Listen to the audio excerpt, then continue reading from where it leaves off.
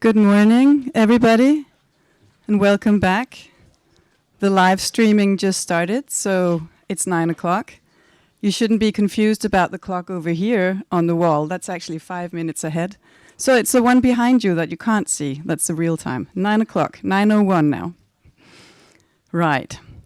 I'm glad to see so many of you again today. I look forward to a great day after we had also a challenging and wonderful day yesterday. Let me remind you what we talked about. And if you forgot, by the way, my name is Trine Willumsen Berling, and I'm a senior researcher here at DIIS and conference organizer. So, yesterday we talked about how the big powers view the Baltic Sea region. We learned that some don't even use the term. They would suggest the Baltics would do. One referred to the region as the Forgotten Sea, and others described the region as a small, peaceful, and perhaps even irrelevant region that was even hard to find mentioned in any key documents in the US, China, and Russia. And here we are claiming that nowhere is this conflict felt more acutely than here in the Baltic Sea region. What was going on? We learned that the region is actually also a staging ground for troops, bringing in troops to the eastern flank should the Russian invasion spill over into other countries, NATO countries, and others. So we're a staging ground, maybe irrelevant, not even mentioned by most of the big powers. As discussions continued, you will remember that there was also some disagreement as to whether the adoption of Sweden and Finland into NATO would risk starting a security spiral that would be even more dangerous to the region than the current situation. Some would say that, well, actually it didn't really matter whether Sweden and Finland joined. It was all the same anyway. They were yellow on one map, blue on the next, but for all intents and purposes, no difference was going to be felt. I'm sure the Swedes and the Finns would disagree.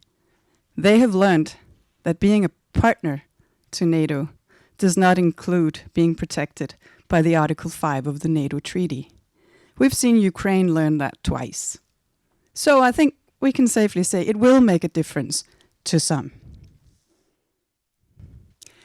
Today, we turn to a different perspective on the Baltic Sea region. The three perspectives we will cover today are all part of what you might call hybrid threats or unconventional threats below the threshold of Article 5, some would call it. First, we will have a panel on the information space, information threats and what's going on in the region on that issue. And it will be moderated by André Kent Jacobsen from the Center for War Studies at the University of Southern Denmark. After that, we have a panel on energy security concerns in a changed geopolitical situation.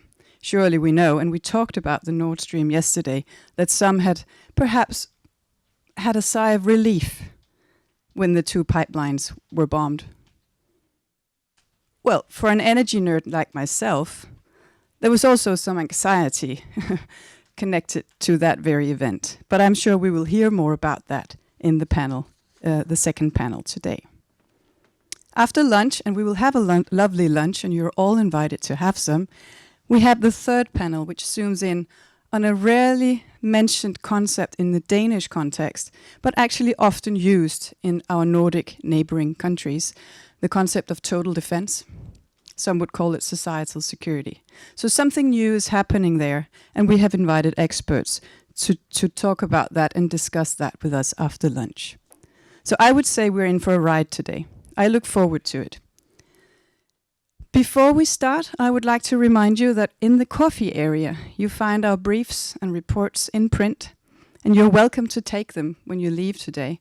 They are also available online on diis.dk, but please have a look. There's stuff about Lithuania, energy, there's stuff about NATO, new allies, climate and geopolitics, etc., etc. So please take them with you before you leave. And with that, I think it's just time to give the floor to André. Please. Thank you very much, and thank you also for having this part of the conference on the information space in the Baltic Sea region, which I think is perhaps one of the most important parts. As Trine said, we have somehow managed the maritime domain yesterday. Seems to be, Anders Puk Nielsen, he has that under control. The accession of Finland and Sweden seems also to be, it will happen, it won't happen, it'll be okay. So, these are some of the conventional kinetic geographical challenges that we know we face. And seeing as other people have taken care of that, we are left with the information space that is somehow disconnected from the geographic of the region. Of course, not totally, but there are some things that you can do in the information space through social media and all these kinds of things that are not bound by by having a land border, for example. So these are some of the things that we'll talk about today. My name is André Kind Jacobsen. I'm an assistant professor at the Center for War Studies. I'm also teaching at the Professional Masters of Intelligence and Cyber Studies that we are offering in connection with the Royal Defence College. And it's something that really relates to this panel as well, because everything connected to the information space when it comes to conflict and war is connected to espionage, is connected to intelligence, is connected to the cyber domain as such. However, I have a feeling that we will get more aspects on this than just saying, social media, it might be a problem today. That is why we have invited these specialists that all come with a particular skill set. And this is not a threat. They're not going to kill you, but they all know something that will complement each other. They have done research on these things. There's technology, there's journalism, there's societal resilience, there's all of the above.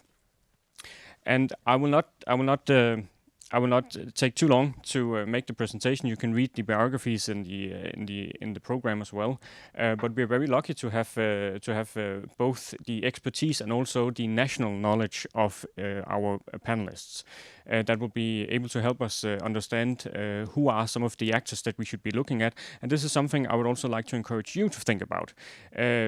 I know we have quite some Danish participants here in the audience. We also have people from other nations, of course, and try to, when you are listening to our experts, try to think to yourselves. So who are the actors that I should be thinking about, that I should be looking at in my national information space? Not only who is delivering propaganda, disinformation, but also who is receptive to it, and how do they act, and what are their resources? How can we build up resilience on this? How is our information space compromised? How is this information being propagated through which means, technologies, and so forth? Which of course also will mean that once the presentations are done, you will have wonderful questions to ask our panelists. First, we have Solvita, who has. I will just present you a little bit before you enter, who has a lot of experience within the media space, because you not only have done a PhD in political communication, but has also been working in broadcasting and has been involved in media training and thinking about information space resilience as such for both people who conduct journalism and also the people who are receiving journalism as such, you could say.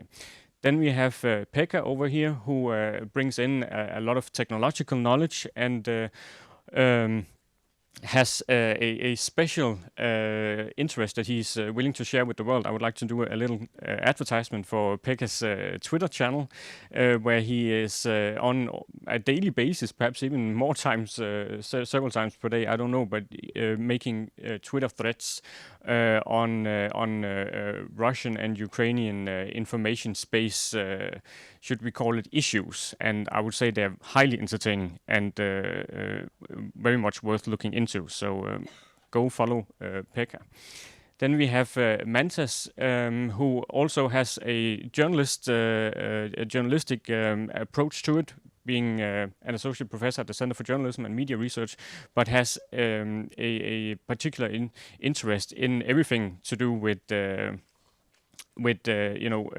news audiences, media consumption, and how it is done, how foreign news media is being disseminated in national media spaces and such. So there's no limit to what you can ask mentors about.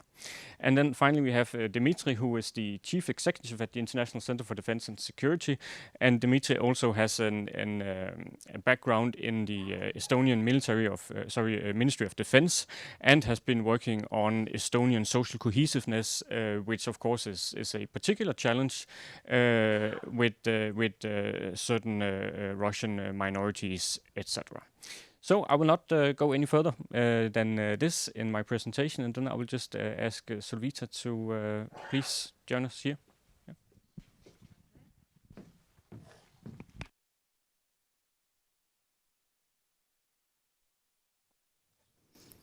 Let me just make sure that you hear me.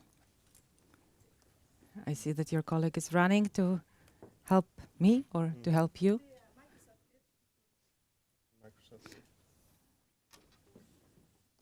Yeah. This one. Excellent. So we are almost done, at least with the PPT for today. So good morning, everyone. And it's a pleasure to be here. And within the last 8 years, I was working with different aspects of communication. I started with content itself, content produced mainly by the Kremlin-related media platforms. Then I moved to analysis of channels. Then I moved to analysis of main platforms. And I finalized my work with communication with audiences, with the audiences. So I tried to find out how good are some Kremlin narratives trying to approach the audiences in the Baltic countries, but mainly I was focused on the Russian language users. So as an someone representing academia, I have to be very sure. I have to provide a lot of quotes and a lot of notes, footnotes. But I decided to make this presentation, it seems that, as we are focused on the last year, and I'll be focused on the last year since Russia invasion of Ukraine, full-scale invasion. It seems that our approach to information dimension and information environment is too news media-centric. And let me provide some examples why. So as far as we know from cognitive sciences, the brain constantly generates expectations about the external world. And I have an example from Latvia, Lithuania, and Estonia. This is what our audiences tried to find out in February 2022. They were searching for this lady. This lady is Vanga. She is a mystic, very popular in Russia and also popularized by Russia, by Kremlin. And Vanga is actually, do you know who is Vanga? No? So this is a good sign for you. As in many countries where Russia is active, you can find these footprints of Vanga. So the old lady, mystic, making prediction about future. And if you are focused on these predictions, you can easily find out that the Kremlin media are rewriting these predictions in accordance with their needs. And it was the first project in 2011, before the first wave in Ukraine, when Channel NTV managed to show one program which was super popular. The popularity of this program was matching the New Year's speech of then President Dmitry Medvedev. And the New Year's speech of the president is a super top of any ratings in Russia. But it was also popular in our countries as well. And later on, before the first wave in Ukraine, the first invasion in Ukraine, and after, many projects were developed about Vanga, not only projects like talk shows, but also documentaries, plus series about Vanga. Extremely popular on the main channels, but not only in Russia. Here you can see the main countries. This is only the first round of this series. So Israel, Russia with the first channel, Inter for Ukraine, also Belarus, Bulgaria, Georgia, and Serbia. But Latvia also used this content. It wasn't a public broadcast channel, it was a commercial channel, and I bet in some maybe other Baltic countries, this super cheap product also was used, and also this product was able to attract attention. And with this, I want to point out that maybe it is not only news media-centric approach that should be taken into account, and it is definitely not news media approach when we are trying to observe what Russia is doing in Russian information space, providing content. It is entertainment, it is soft news content, and this is an empire. This is an empire, NMG, Национальная медийная группа, an empire working in media sphere. So they tried also to have very good relations with Netflix, and they managed to have very good relations with Netflix. This series, Mayor Grom, was top in June 2021, but because of Russia's invasion and reaction of European countries, now their cooperation is finalized. But prior, they had plans to have a Russian language version of Netflix, and they were dealing very good with it. And this lady, known mainly for her possible relations with Vladimir Putin, is leading Национальная медийная группа. Now let's go to field not related to information only. This is a quote from Ephraim Lapid, an expert from Israel. The results of an operation of war are no longer determined by the number of casualties or targets hit, but by the image imprinted in the public cognition in Israel and worldwide. So let's cross Israel, let's write in Russia, let's write in Russia's military forces. And this is an example how Russia tried to imprint the brand of Russian military before these activities in Ukraine. So if you were following this series, and I was following this series 20 years ago, and this series provide a super positive image of Russian army, super positive project, a lot of series, I think 17 or 15 seasons. And it was a kind of sitcom, very humorous. And this man was one of the main protagonists. And two protagonists were with Ukrainian surnames. One was Shmatko, and the second was Daniluk. And they both were representatives of corruption in Russian army. All other guys were very friendly, very positive. And the idea, as described by directors, was to show our army as a very kind. And also the main task was to make protagonists maximally charming. And they are. And now it is very difficult for you with these imprinted messages to portray violence, to portray the Russian soldiers as those who are kidnapping and just, violating. And they try to also to reply, so to repeat these messages. It is not only something ancient on TV, now it's on platforms on torrents and also on Instagram, etc. So what I'm describing is a hybrid war, but this is a particular one additional war. We are not talking about a lot, but I think that we have to move to this war. It's cognitive war. It is a part of hybrid war. So how Latvia is doing in this hybrid war in general? In military domain, we have more presence. We have more plans for air defense. We have significant plans to increase also the presence of allies. What is going on cyber warfare front, let's call it front, we definitely see many elements of getting Latvia to better condition. What we see on information warfare, and here I want to separate information warfare from cognitive warfare. So information warfare is media control. In the sphere of media control, we are using bans, we are using our media, we can use media in Russian language incoming to Latvia. But on the cognitive warfare, I think that we still have significant problems And let me describe why the complexity of this problem. So besides the war in Ukraine, besides having relations with Russia, difficult relations, and besides having many vulnerable audiences, we have a general tendency. The general tendencies are news avoidance, so people avoid news not only in Latvia, but all over the world. We have news fatigue, when we have these aggressive, depressive, and difficult news, and we have reality apathy. And when we are dealing with this cognitive domain, and when we see that Russia is producing a lot of positive stuff, when you can relax, when you can just close your eyes and imagine yourself in a better world, what problems do we have? We do not have a proper approach to target audience analysis. I think that after Afghanistan, after also Russian invasion of Ukraine, we understood that target audience analysis is quite problematic. Especially it is problematic when you are collecting only data based on surveys, on quantitative surveys. You have to do qualitative analysis. And to do qualitative analysis, you have to go in longitudinal perspective. You have to get to the same people. And even now, if I'll ask you to close your eyes, I will not be closing my eyes because I'm super jet lagging. But please close your eyes and imagine your neighbor. Your neighbor is at home and he's relaxing, and what is he doing? I mean, your neighbor sitting here with you. Probably maybe you even didn't have time to discover who is sitting near to you, but just try to understand. Okay.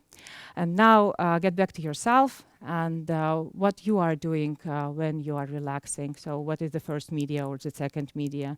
Or maybe it is not a media, maybe it's, just talking to your children or just playing with your pet. Okay, now please open your eyes. So it was a very small exercise of cognitive intelligence. This is what we need. But I have to find out your responses.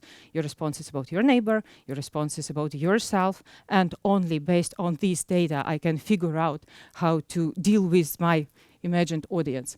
And what we already know about these audiences, we already know that audiences, at least in Latvia, at least Russian language users, they are in this cycle of spiral of silence.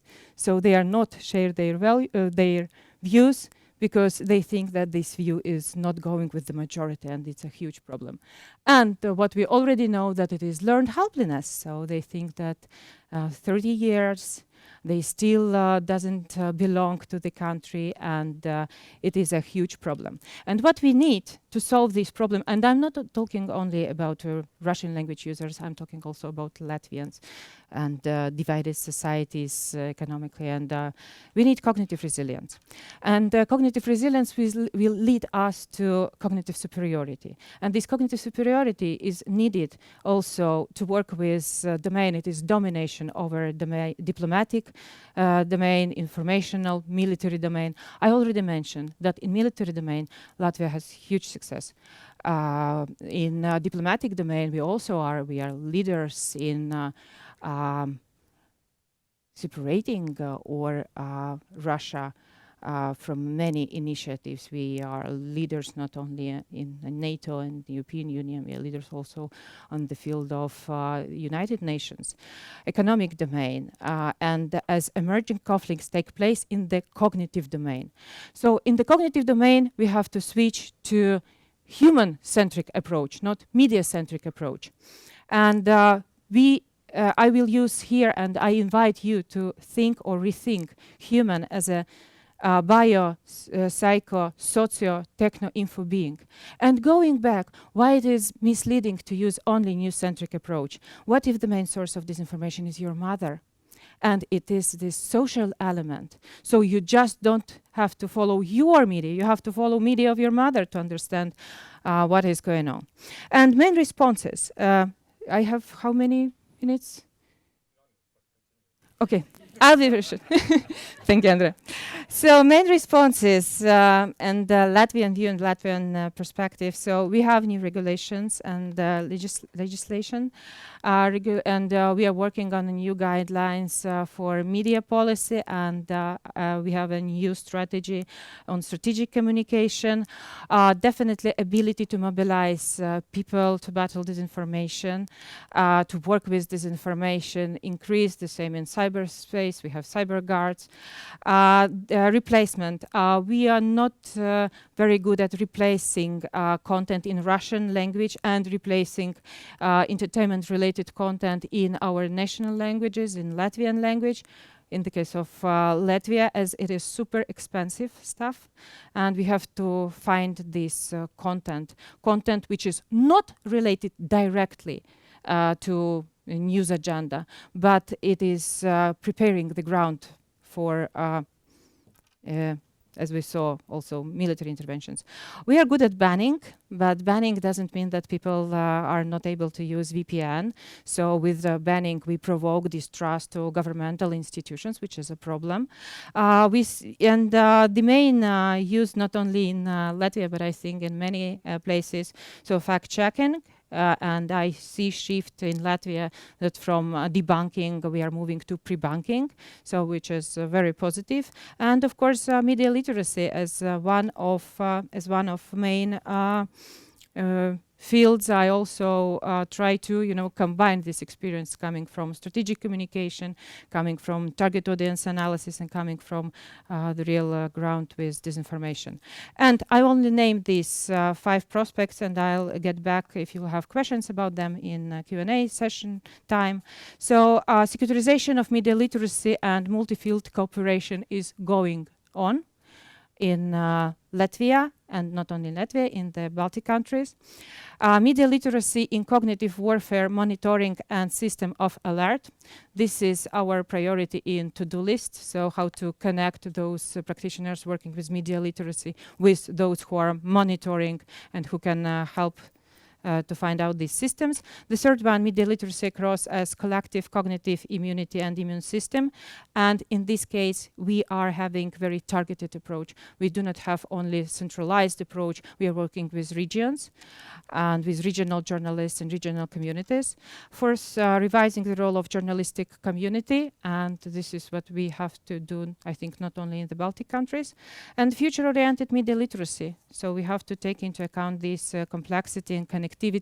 And I think that the next speaker will present this complexity in full scale. Thank you.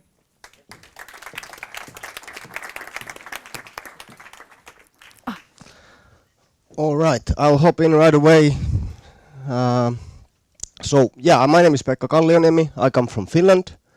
I have expertise on social media research, algorithms, disinformation, this kind of stuff. I'm going to bring a little bit of positivity to this conference, so I'm going to talk some good things that we've done in Finland, and maybe also briefly speak about future threats that we have to take into account when fighting disinformation. So let's start right away. So most of you are probably familiar with this fire hose of falsehood method of propaganda. So it's very commonly used by the Russians. So the idea is that there is this high volume information flow which is used on multi-channel approach. So Facebook, TikTok, Twitter, all social media, news sites. So all these are flooded with disinformation and various information campaigns. And it's extremely shameless in its willingness to broadcast lies. So there is no commitment or requirement for consistency in this flow of information. It's very rapid. It's continuous. 24/7 they are pushing these narratives. And the point commonly is considered to be to confuse and overwhelm people instead of trying to persuade them into different worldview. This kind of fire hose of falsehood, it kind of assumes a low trust environment, and if it's effective, it also lowers it further. So people will start trusting less the police or the politicians or the media, mainstream media. This kind of trends are very common in some countries. And the number of arguments it's like quantity over quality. So it's just a lot of high volume information flow. And this kind of targets drown out the competing messages through the sheer volume of the information flow. So some examples from Finland of this multi-channel approach. So we have MV-lehti, which is a fake news blog, very pro-Russian, and there's also a lot of anti-vax news, information, disinformation. And then also there are podcasts. Leveli is one example. It's very highly focused on conspiracy theories, this kind of Great Reset, conspiracy theories, and so on. And then video and streaming platform TokenTube, which is kind of it's for material that YouTube doesn't allow. So they use this for as an alternative. So if it's too kind of if it's not suitable for YouTube, they'll post it there. And then they had a TV channel, an actual TV channel, very pro-Russian news called Positiivi. It was supposed to be like positive news. There was no positive news, but now they ran out of money, so now they do online streaming, like interviews of prominent people. And these all share common themes. So anti-vax was very big in 2021. Anti-establishment is basically, so you cannot trust the politicians, you cannot trust the mainstream media, you can trust our own little group. Basically, very pro-Putin, very pro-Russian. Yeah, Finland it's basically only Russia. There is not really like Chinese or this kind of influence. It's not evident, at least at the moment. So it's very pro-Russian. Anti-globalist, which is related to this Great Reset conspiracy theory. There's this mock picture of Klaus Schwab, the leader of the World Economic Forum, using Sanna Marin, the Finnish Prime Minister, as a puppet. So it's this kind of rhetoric that they use. And here, I think they're called the white overalls people or something. They do this. They protest against COVID mandates, which don't even exist anymore, but they are still there. Yeah, strong support for various conspiracy theories, and they always try to connect these. So you have the traditional values of Russia that are trying to fight this kind of globalist agenda. It's very common narrative. Okay, so I'm going to show you. This is from 3 weeks before the full-scale invasion. It's how many of you remember this Canadian convoy of trucks? So, okay, maybe I briefly explain what was going on. So in Canada, I think they were resisting or revolting against these fuel prices and the COVID mandates. So they parked hundreds of trucks in various cities around Canada, and they wanted to copy this in Finland. And this message was then spread by pro-Russian media. It was advertised a lot, and it was actually a quite big event in Finland. They didn't reach their goals, but as you can see, it was a quite big party. So people were partying on the streets. Tapahtuman oli määrä alkaa. Aluksi poliisi oli estänyt liikennettä niin, että vain kourallinen autoja pääsi läpi, mutta sitten jotain tapahtui ja loputkin autot pääsi liittyä letkoon. Tilanteesta tuli flashbackkejä kesältä, jolloin mä olin seuraamassa Elokapinan siirtymistiellä. Tunnelma oli kuitenkin hieman erilainen.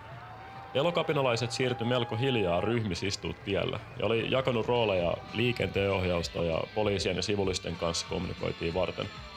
Ohjelmassa oli puheita ja pienryhmissä järjestettyjä strategiapalvereita ja tällaista. Konvoin tapauksessa tunnelma oli paljon karnevalistisempi ja kaoottisempi ja ilmassa aisti suodattamatonta täpinää. Ihmiset ei ollut aggressiivisia tai ollut pyrkimässä eduskuntatalon sisään, niin kuin jotkut ennakkohuhut oli kertoneet. Tunnelma oli sen sijaan riemukas, ja ihmiset karkeloivat siitä, että he todella olivat ottaneet oikeuden omiin käsiinsä ja kyenneet sulkemaan yhden Helsingin keskeisimmistä kaduista. Maisti ilmassa odottavaista jännitystä siitä, että kohta se alkaisi, mutta kukaan ei oikein tiennyt, mitä se olisi. Energia vaan porisi valtoimenaan, eikä sitä kanavoitu kenenkään toimesta mihinkään tiettyyn. Joku oli tuonut paikalle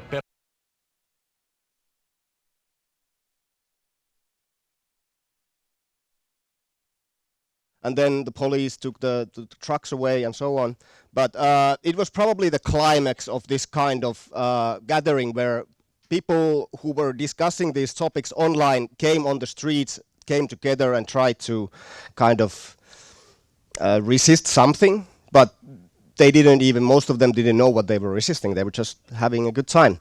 It's not really that different from, so Finland is a big ice hockey country. It's similar to what we have when we win the World Championship. So this is from those parties. So very similar thing. But anyway, so what is the Finnish antidote? How do we fight this kind of disinformation campaigning and information operations? So we start, for example, digital literacy education very early in schools. So this is from The Guardian, this article. So it's already in primary schools when we start talking about these issues through stories, like very basic narratives and so on. We have a very high level of freedom of the press, which also means that these anti-establishment disinformation, fake news blogs can also exist, but they are also discussed in the media. So there is this high level of freedom of press in Finland. Multi-channel approach. So there are some various projects started by the Finnish broadcasting company Yle. They take a very multi-channel approach. So they kind of imitate this Russian style where you use various platforms, TikTok, Twitter, Facebook, all this is covered. And then there's this, we have extensive research on future of journalism. We have this Yle News Lab that studies deep fakes, AI, this kind of stuff. So where will be, because we always have to think about the future, what will come next, how do we fight that? So there's a big focus on this. And always there is this aim for high trust environment, because this kind of fire hose of falsehood system, it works in a low trust environment where people don't trust the government, where they don't trust the police and so on. So in Finland we always aim for this kind of high level of trust. And then we have this, how much time do I have?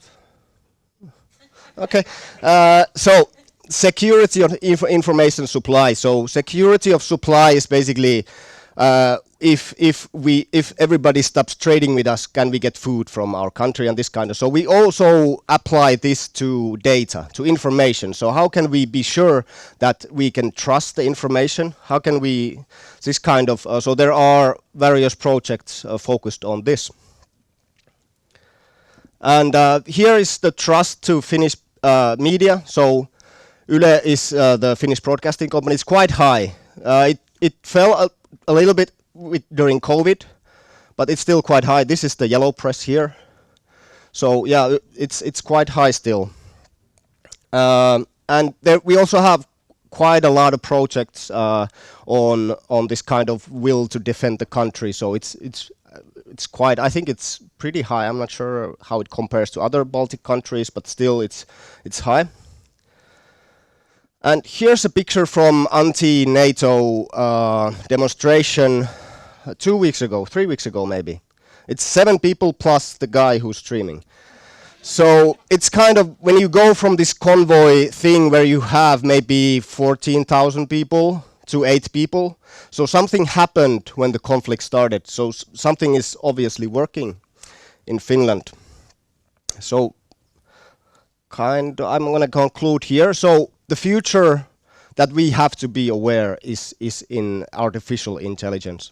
So these pictures, I made these pictures with AI. Took me 30 seconds. All these pictures took me 30 seconds from start to finish. So I did them this morning. So the future is there, and also it'll become more multimedia. So video will become also very prevalent because these, if you know the deepfake, I'll show here. This is my final slide. So this is This is a PSA. You can't believe anything you see these. These glasses aren't even real. Neither is my face. All this stuff was 3D tracked on using these dots that I drew on with this marker. Actually, the marker isn't real either. Neither is the background. Or my face. Have a good night. So I'll conclude here. Thank you very much.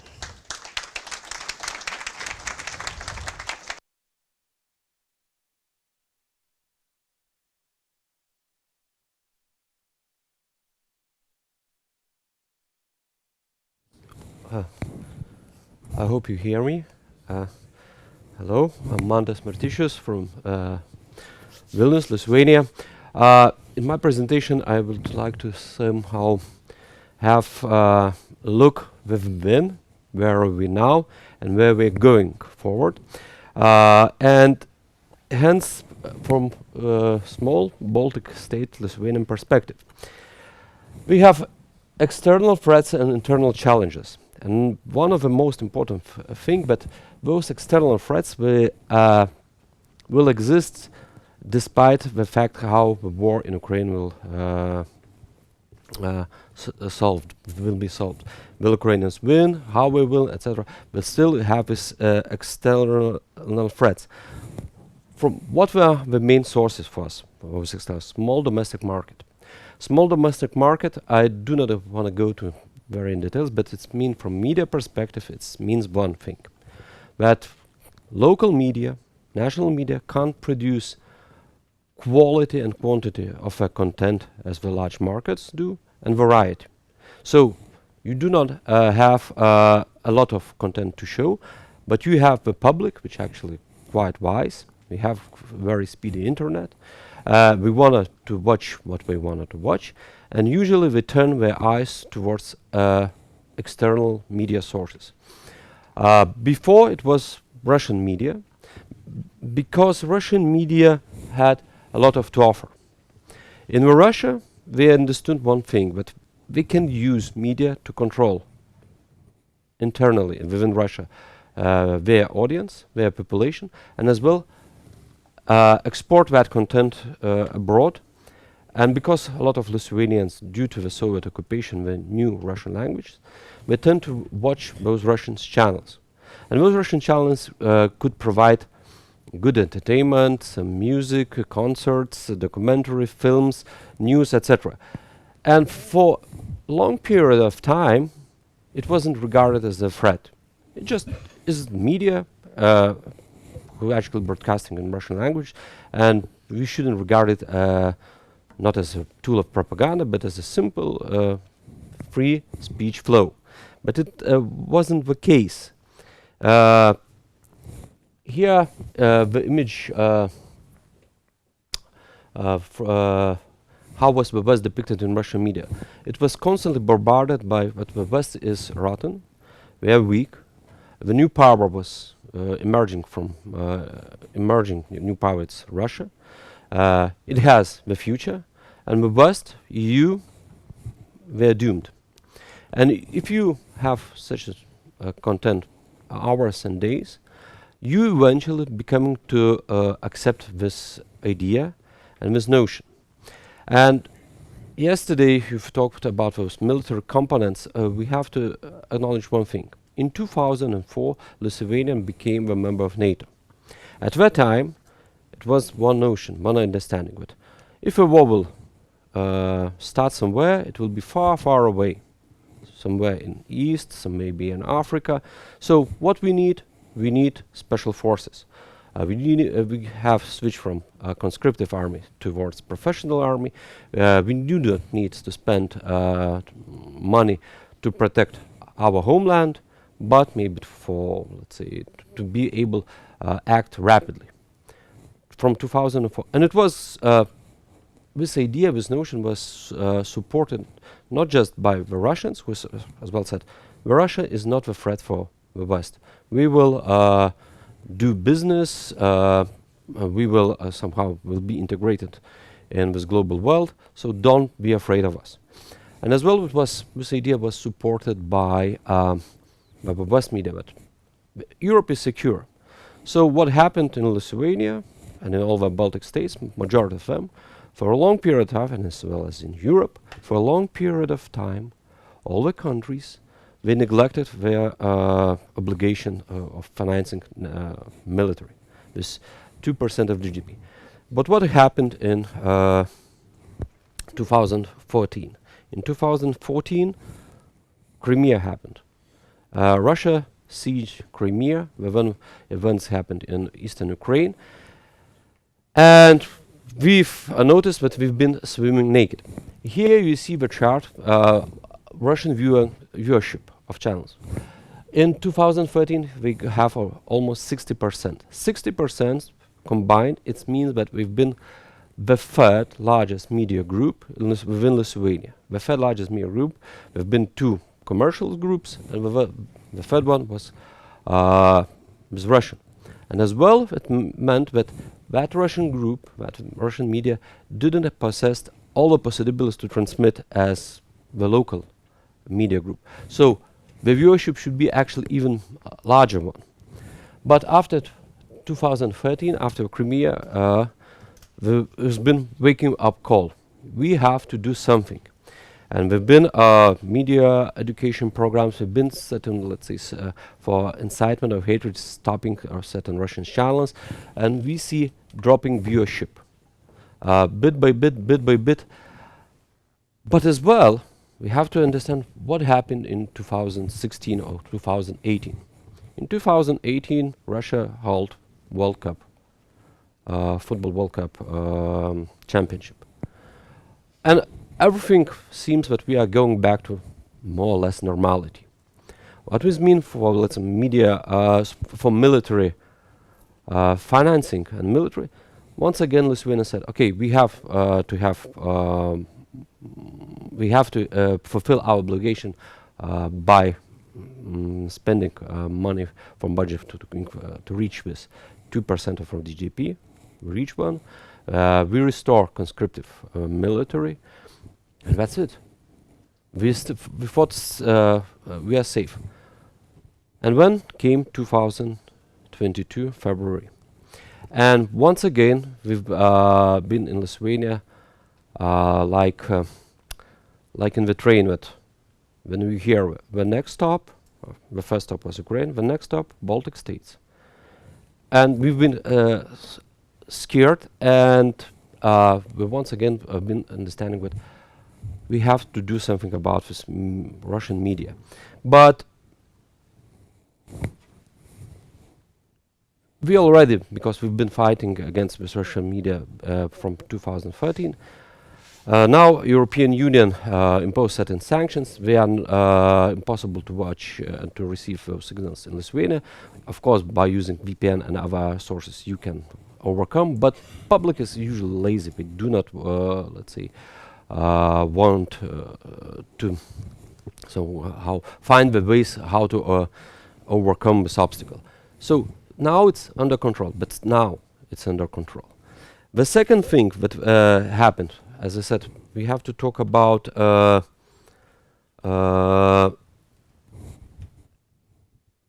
internal challenges. During Ukrainian war, our media, our politicians, we understood that we are in the Ukrainian camp, and we are pro-Ukrainians. We have to voice their needs, not just internally, but as well externally for the world, and we have to help and do what we do. Because if Ukraine will fail, we'll be in very bad geopolitical situation. So it was our understanding. But when you put pro-Ukrainian glasses, nothing comes with for free. Everything has its own costs. And what are those costs? You starting to neglect or not to see reality as it is. And I will give you 3 examples. One is attitude toward Russian mobilization. Last year, when we was during this military conflict, there have been 2 issues about this mobilization. But first of all, after Ukrainians pushed aside from Kiev Russian military. We in Lithuania we started broadcasting about Ukrainian setting, but massive mobilization will not happen in Russia because it's a political and popular move. So it will not happen. What happened? It happened. Russians starting to go for mobilization. The second thing, all three Baltic states, as well as Finland and Poland, they close the borders for fleeing Russian men who have been subscribed to get into the army. Our political message was, like pro-Ukrainian, was you should not flee Russia, but go to the streets and protest and to fight for your, let's say, rights. But it's not, let's say, very sustainable thing to do, because in Russia we have 500,000 or 600,000 internal troops. If you will go to the streets, you will be in prison, to appear in a jail. Then will come Wagner group, and eventually we appear in the front. So by, let's say, not letting them in, we said it causes our those numbers that can flee can cause our national security threats. So we will not let them in.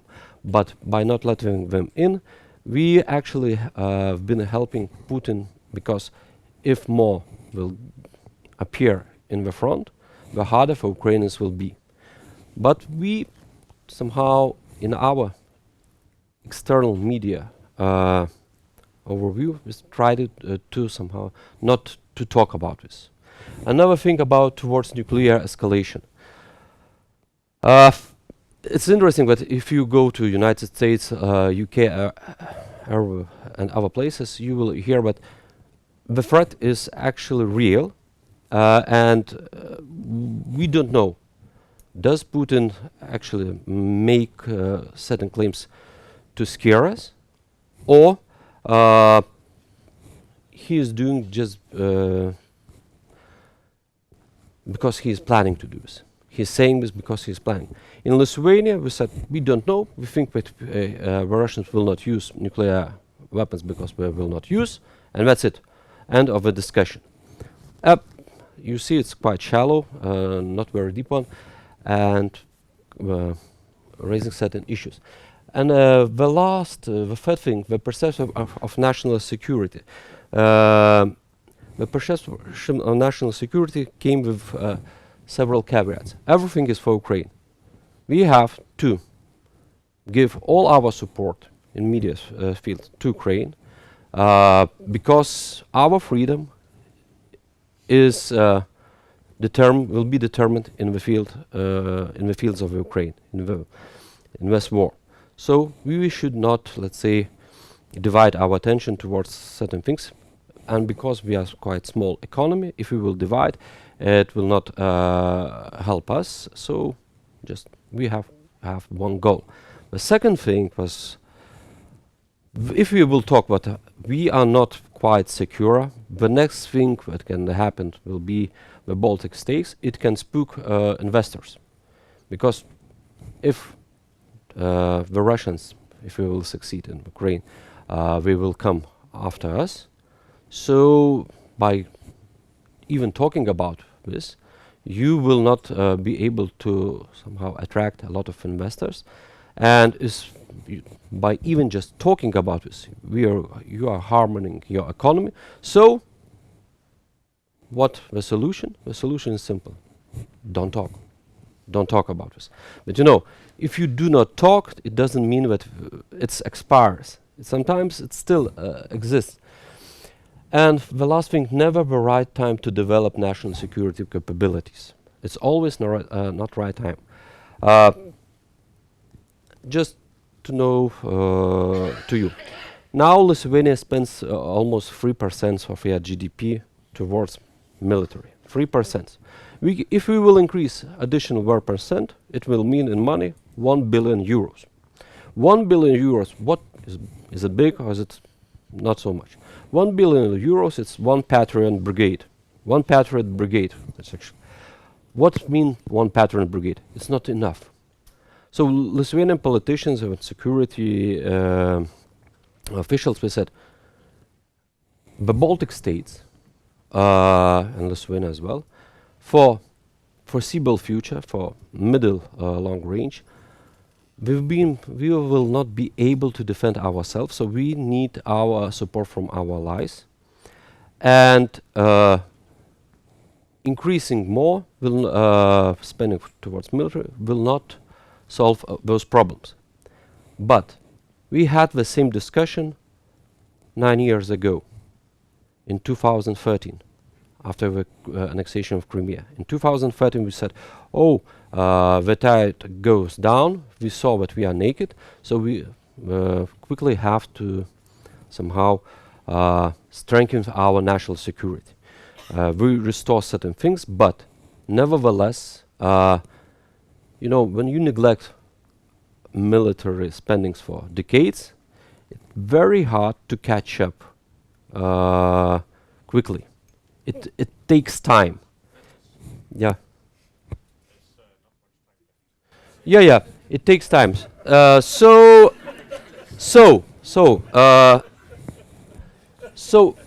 the last slide. In the war, just like in sports coverage, we think in Lithuania that we harder we beat the drum, the better the things will be on the field. Why is it so? Because our capacity is quite small. Yes, we can help, we can voice, but still, the problem will not go away easily. Thank you.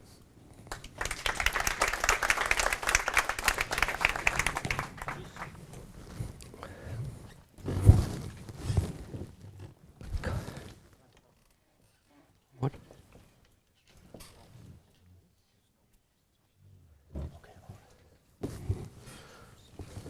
So good morning. Can you hear me? Perfect. I have good news from Estonia. Finally. I don't have slides.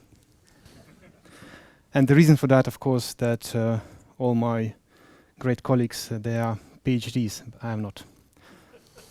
I'm a practitioner, and my name is Dmitry Tepirik, and I do represent International Center for Defense and Security. It's a Tallinn-based think tank established by the Estonian government many years ago, but we are not part of the Estonian government. We are not part of the executive branch of the government. We do run our studies, applied research, and events, of course, autonomously and independently.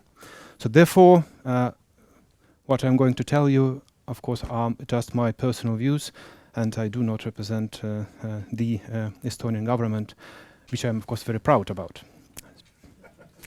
Tomorrow we are going to have our Independence Day, like us, 105 years of independence already. Of course, part of that was unfortunately spent under the Russian occupation. But now we are free, and we cherish our freedom, and of course we are ready to protect it, thanks to you, including also, so mange tak, because Danish troops are also helping us to protect our freedom together with Brits in my country. So it is very appreciated. So about threats, and of course I do agree with our colleagues, the only threat we are, existential threat we are facing is Russia, or the Kremlin regime in Russia. And it has been so historically for, unfortunately, many centuries. But if you're looking at the situation retrospectively, and now speaking about the information domain and information space, of course, during last 3 decades, we have learned how to deal with Russia's disinformation. So we are now used to many, let's say, toxic and pro-Russian narratives in our information space, and it's a very similar situation in Latvia and Lithuania as well. So Russia tried to weaponize historical memories and everything which is related to history, especially focused on the Second World War. Then, of course, everything which is related to compatriot policies, and basically trying to involve into disinformation activities, not all, but some part of the local Russian-speaking population. Russia also tried to employ in disinformation kind of ideological tensions, also in so-called conservative values versus liberal values. And last but not least, what we observed during last decades, of course, use of religion. So the Russian Orthodox Church under the Moscow Patriarchate is basically also part of disinformation machinery they are trying to exploit. But it's kind of retrospective look at the situation, and again, I say that we learn to manage it somehow. So we are able to recognize direct Russian propaganda and Russian disinformation. We know not everything, but quite a lot about vulnerable groups. So target audience analysis, Solvita mentioned. We know more or less about the tactics, of course, and about so the topics and the narratives they are spreading within our information space, but also in Western media. Now, recent years, of course, provided a lot of additional challenges. Of course, we faced so-called multiple information disorders, in addition to the, let's say, blunt Russian propaganda, what we had, and also you had here, COVID, obviously, and everything which is related to COVID, mal, and disinformation amplified by different actors. So that was in addition to that. Also political crisis in Belarus, you might remember that. It's also created some parts of disinformation, not so much in Estonia, in my country, but in Lithuania, Poland, and in Latvia as well. So weaponized illegal migration on the borders of NATO. Again, Poland, Lithuania, and Latvia. So it was also followed by disinformation campaigns. But then, of course, domestic politics. I mean, everything which is related to inflation, energy crisis we were facing last year. It's also created a lot of disinformation. So it's again combined all together. So provides a lot of challenges. What are our strengths? I would say in Estonia, of course, we copied very much from Finland. Kiitos, thank you very much. It was very easy for us, everything which is related to cultivating mindset that actually disinformation is a real threat to national security. So it's stipulated in strategic documents. So we treat disinformation very seriously on different levels, starting from the government level, and then, of course, on the grassroots level, including projects on media literacy. And again, it's nothing new here. We are actually the smallest of the Baltic states. Therefore, our resources are very much limited. So we also need a lot of coordination and cooperation between the different sectors. So we do understand that a complex crisis, and a war is a very complex crisis, obviously. So a complex crisis cannot be managed by a single government agency, especially in such small and not so rich country as Estonia is. So therefore, we need cooperation and coordination between different sectors, government, non-government, and private businesses. So whole society approach is something we also imply in combating disinformation threats. So our strengths are, of course, awareness. So again, we know what we can expect in information space. At least we think so at this moment. Then, of course, we do promote our historical narratives based on our collective historical memories. And as you might know, our history, again, was quite tragic, and it is still part of our kind of national consciousness, starting from the Russian occupation in 1939 and followed by the Soviet rule and everything like that. So it's still there, and we promote it as a powerful background for our strategic communications, which are mostly targeted on our internal audiences. Then, of course, again, copied from Finland, we maintain citizens' trust in democracy and institutions. So we do regular measurement about trust in our government institutions and police and everything like that. But I think the most important is that we kind of forming social political environment for free media. And if you look at different indices and ratings, Estonia is rating pretty high on Media Freedom Index, and it is kind of very important prerequisite for fighting disinformation. But then, of course, civic education, also willingness and ability to defend our freedom, values, and if needed, also with a weapon in your hand. So very much Finnish model, I would say, total defense. So we have at least, I think, 87% of those Estonian citizens who are ready to defend the country. And it's not just our regular military, but also paramilitary troops, Defense League in Estonia. So, but the picture is not so rosy, unfortunately. So we do have a lot of challenges. In addition to that, that we are a small country and we have limited resources and some crazy neighbor. We have two good neighbors, of course, Finland and Latvia, but another neighbor is not so predictable.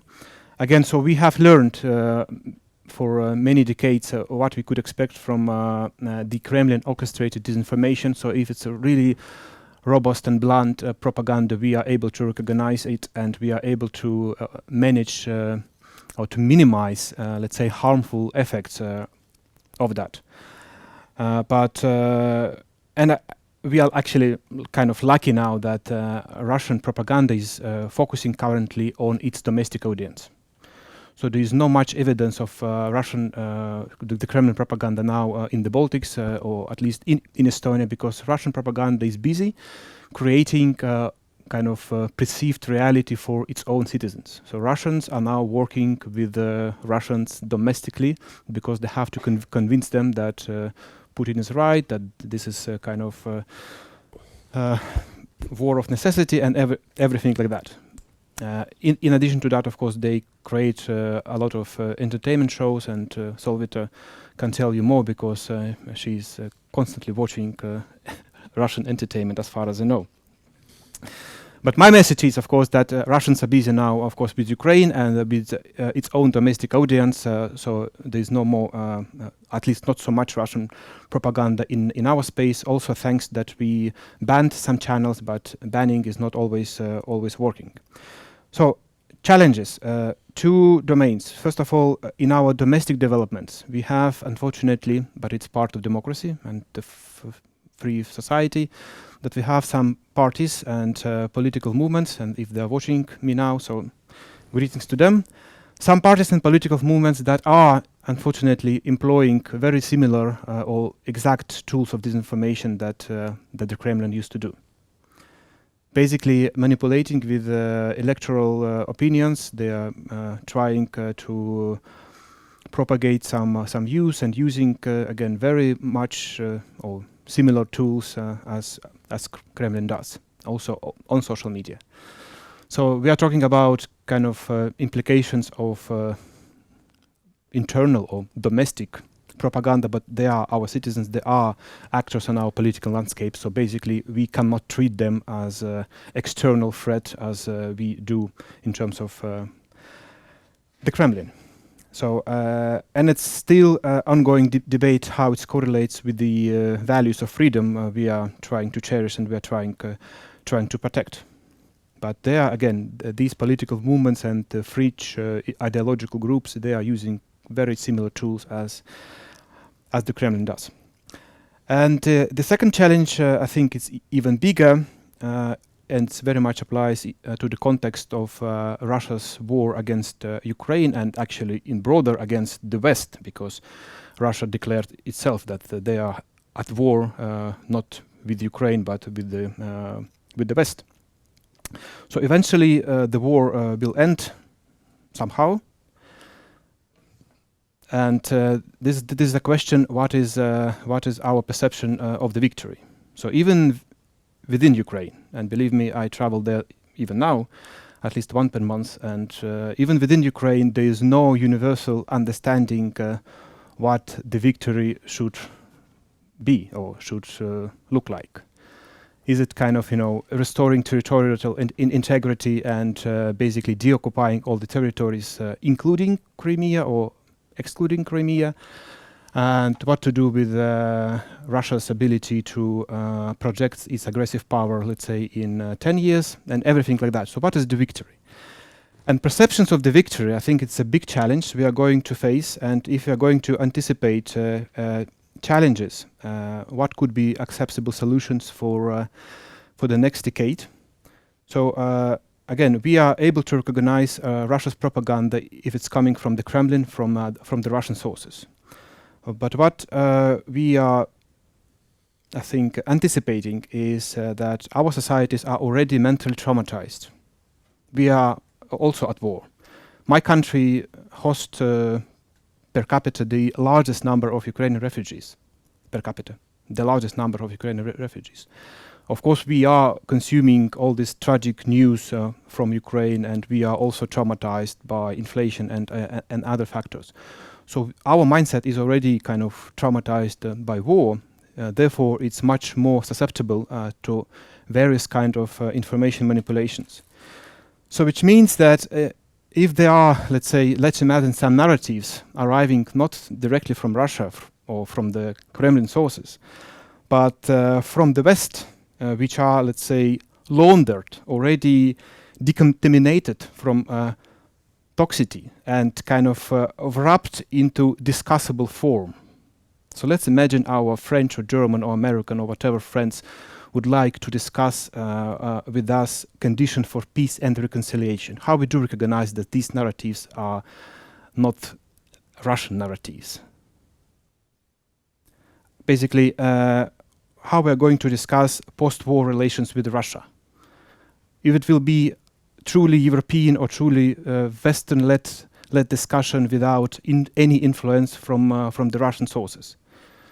Because we do know that there is still, even now, during the war, there is a network of Russia's agents of influence. I'm not talking about intelligence agents, okay? I'm talking about agents of influence who do spread Russia's narratives among academicians, among people, let's say, opinion leaders, journalists, and even politicians in NATO and European countries.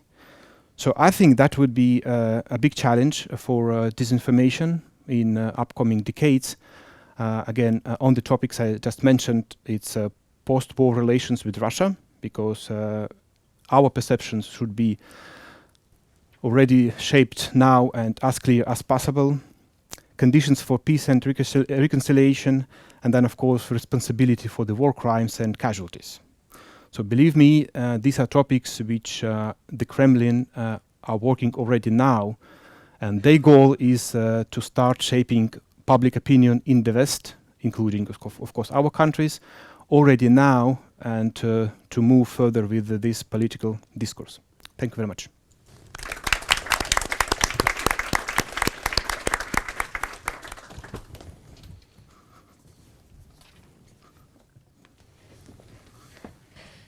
Thank you to all of you.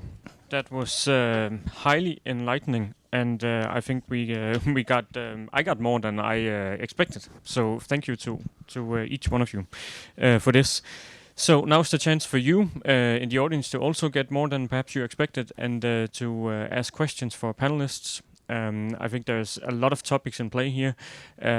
Both, I would actually like to highlight Solvita's initial point as well, from the cyber warfare to the information warfare to the cognitive warfare, that we should also think about this as something that takes place within an information space that is spread out between our mind and machines and media platforms. So it's not just about thinking, information warfare as something that is, that is one thing, but it takes place in different areas of our information space, and it's also about having the information available to actually conduct this.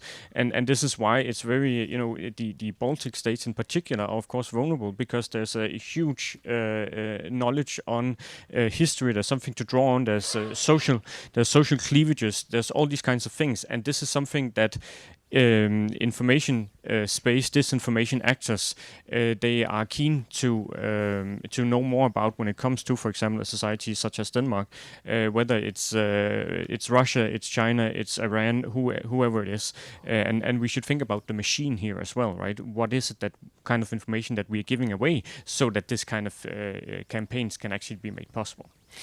So with that, I would like to open the floor for questions, and please do not hold back.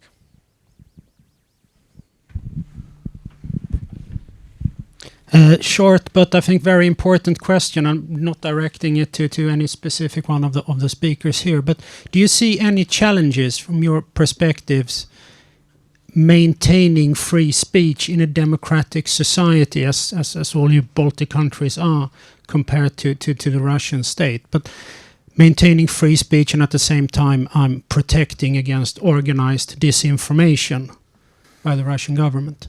How do you see that being maintained? Thank you. Could I just ask you to also present yourself? Yes, of course. My name is Gustav Hevgren and I come here from a company called Ørsted here in Denmark. So, please. Yes, of course, there are some challenges because, you always have to find the equilibrium between free speech and not letting pouring disinformation freely in the information space. But it's easy to say it than done, unfortunately. And another thing that actually I would like to very emphasize, and in the communication, a lot of depends from the source that's actually coming. The larger source you have of communication, that mean with the quantity and quality. The Russians, they've been able be so good to persuade not just their own masses, but as well Westerners, because we invested heavily. We corrupted a lot of politicians. We bought some, let's say, media outlets within West, and had successfully managed to portray their point of view in the world. And this was done under the free speech flag. That this is possible, etc. For instance, Independent in UK. Independent was bought by one of Russian oligarch, etc.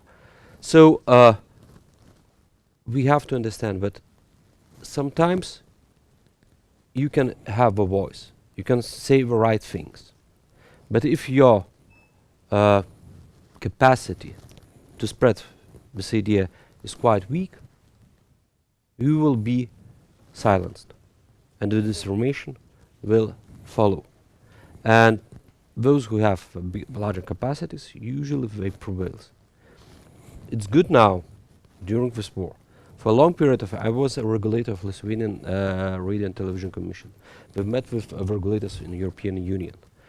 And always we said, this is not a problem, Russian disinformation. For a long period of times. Just before we changed their mind, we put certain sanctions, again, not just against certain politicians, but against certain Russian media outlets. We stopped broadcasting RT, and it took some time. Eventually, the war will end, and when will end, will be some, let's say, steps towards lifting those sanctions, and when it is possible, it will be lifted, and we will, like in this game, back to the square where we've been before. So, this question comes up, and legitimately it comes up every time we discuss these things. And the banning of RT and Sputnik is also controversial. Of course it is, because we say we have a free information space, and then suddenly we don't. But there are decisions to be made when we are at war, right? One way of trying to keep the information space open is, and I would like to hear you, Ritzau, on this actually, because you talked about pre-bunking, for example. This could be one way of well, I won't take away your point. So could you perhaps talk a little bit about what pre-bunking is and how that could keep the information space more open? When I've met those who are working on pre-bunking and who are promoting the ideas of pre-bunking, do you hear me? No, here. Okay. It is switched on now. Yes? No? Turn it on. It is on. It is on. Okay. Sorry for not speaking louder a few minutes ago. So when I've met those dealing with pre-banking techniques and promoting pre-banking techniques, they said that mainly their analysis is based on laboratories on a limited set of data, so they do not have field research yet. So we are using it, but we are using it with the phrase I used as the first one, it seems that pre-banking works. So, and this is, I think, a very relevant remark. But going back to your question is just excellent. And I'm so, I'm not in entertainment itself. I'm in authoritarian regimes and how do they use entertainment, to work with audiences domestically and internationally. And of course, comparing authoritarian regimes and their tools they can use also against us. And us as a democratic regime, I think we are very, very limited with our obligations. And moreover, when we are taking some steps, the Kremlin regime, for example, with banning channels, by using these European sanctions, etc., we see that the Kremlin reacts immediately. And I think that the main problem is dealing with these authoritarian regimes and democratic regimes are exactly a point mentioned by Dmitry, proxies. So I think this is a main problem. So even when we know that a person was related to Kremlin platform, so how to let's use the term switch off this person in a polite way.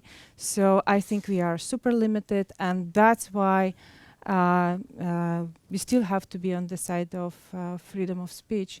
But we know these proxies. We somehow, in many cases, feel these proxies. But who is the person, who is an authority who can point out and tell that this person it seems that this person works for the regime and not for in our interests. Okay, thank you. I think actually, Dimitri, you were doing a little bit of pre-bunking already at the end of your presentation, right? Saying and pre-bunking is this idea that you can tell a target audience that something is coming, that there is already these kinds of disinformation themes that you will be presented for, and therefore you should not get caught up in it because we know that the enemy plays this game. And as you said, we have to think about how does the conversation about reconciliation, how about the war ends? How do we know that this is something that is organic, legitimately bred within national information spaces and not something that is actually injected by foreign actors, for example, Russia? Just being aware of this already is part of what you could hope to function as pre-bunking somehow, so that you are aware of this threat. I think there was a question. There's a lot. All right. Yes. Yes. Thank you. Hello. Thank you all for your great presentations. My name is Nicholas Renbo. I do research on private military companies used by Russia. Now, when I look at these companies in the information space, so to speak, what I usually find is that their appeal, how they make recruits, how they get support, is by making appeals that really just focus on identity, macho identity, orthodox religion, etc. Usually when we hear about disinformation, misinformation in Danish media, it's a lot about the argument part, the logical argument. I would say it's very logocentric in the way that you could focus on the rhetorical classical forms of logos, pathos and ethos, and it's very logocentric. But what I think a corollary of what Solvita has been saying, and really all of you in a sense, is that when we look into this, we cannot go at it only logocentric. There's a whole idea of norms, of how you create authorities, of what resonates with you culturally, etc. So do you have some comments on how your research and how countermeasures can go beyond this sort of logocentricity, beyond the arguments? Thank you. I think we will take 2 more questions, and then it will be up for the panel to engage with these ones. There was one here. Thank you. Yes, there will be a microphone. Thank you, Anders Urskov. It's Topeka.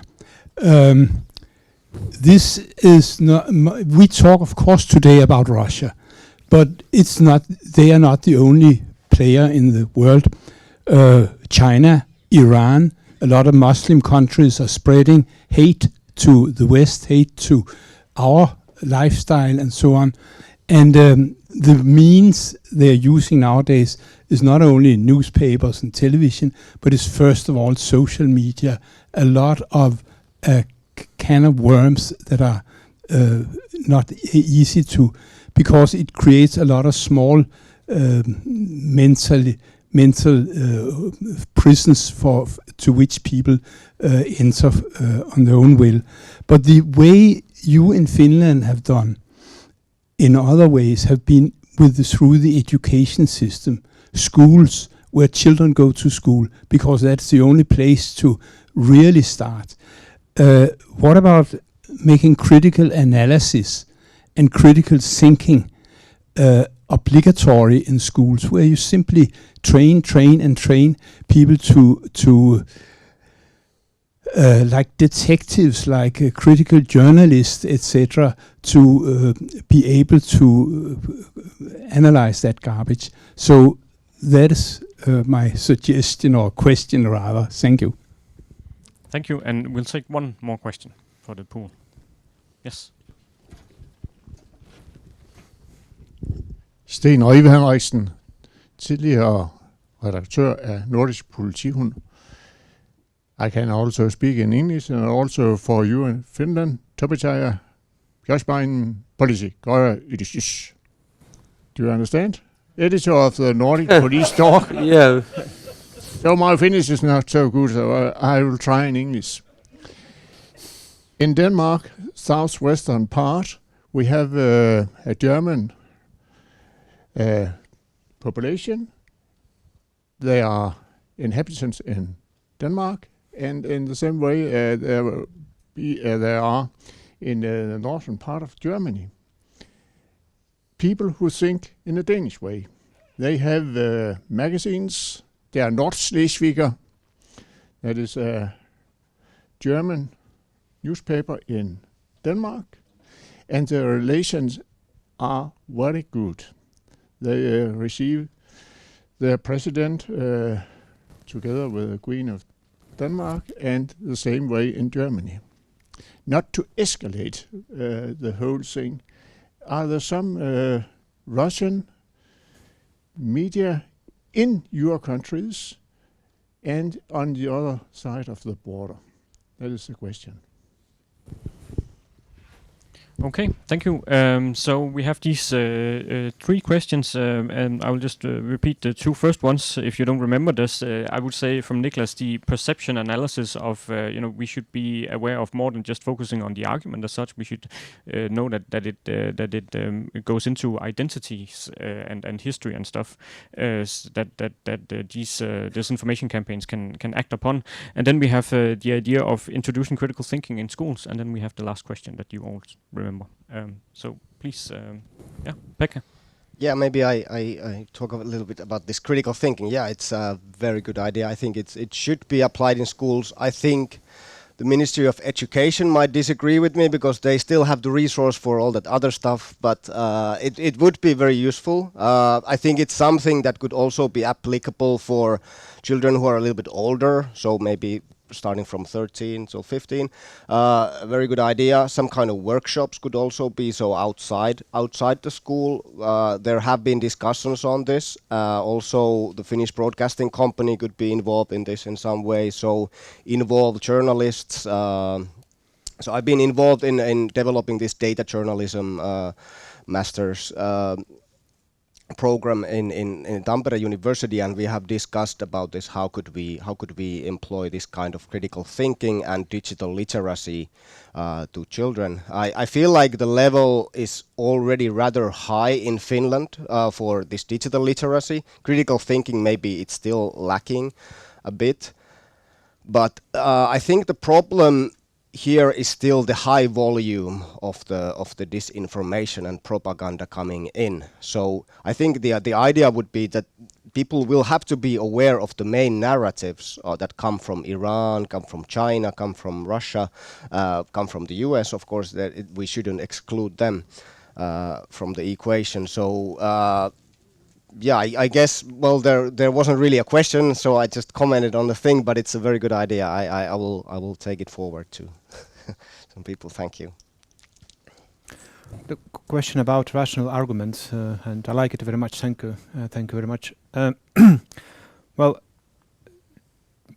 basically playing with two powerful emotions, and in case of Russia, what we see, of course, the predominant emotion is fear, and fear is very powerful emotion. Well, some people say that it's not sustainable, but it is. It is sustainable in North Korea, in Iran, and unfortunately, I'm afraid, it can be, or might be, I don't know, but it might be sustainable in Russia. So fear as a powerful emotion is an answer why even quite liberal, let's say quite normal Russians, they do not protest, or they are just, can go to the war because they are feared by the regime. And we know historically that Russia, the Russian regime, in whatever form, can produce massive repressions against its own citizens. So they have centuries of history repressing its own people. So fear is in the genes. And then we just have to understand it. So we don't have to be naive about Russia. I mean, we have to study it very carefully and profoundly. Another powerful emotion which could help us, of course, is not fear. And I think we should despise the politicians who use fear in their political communications.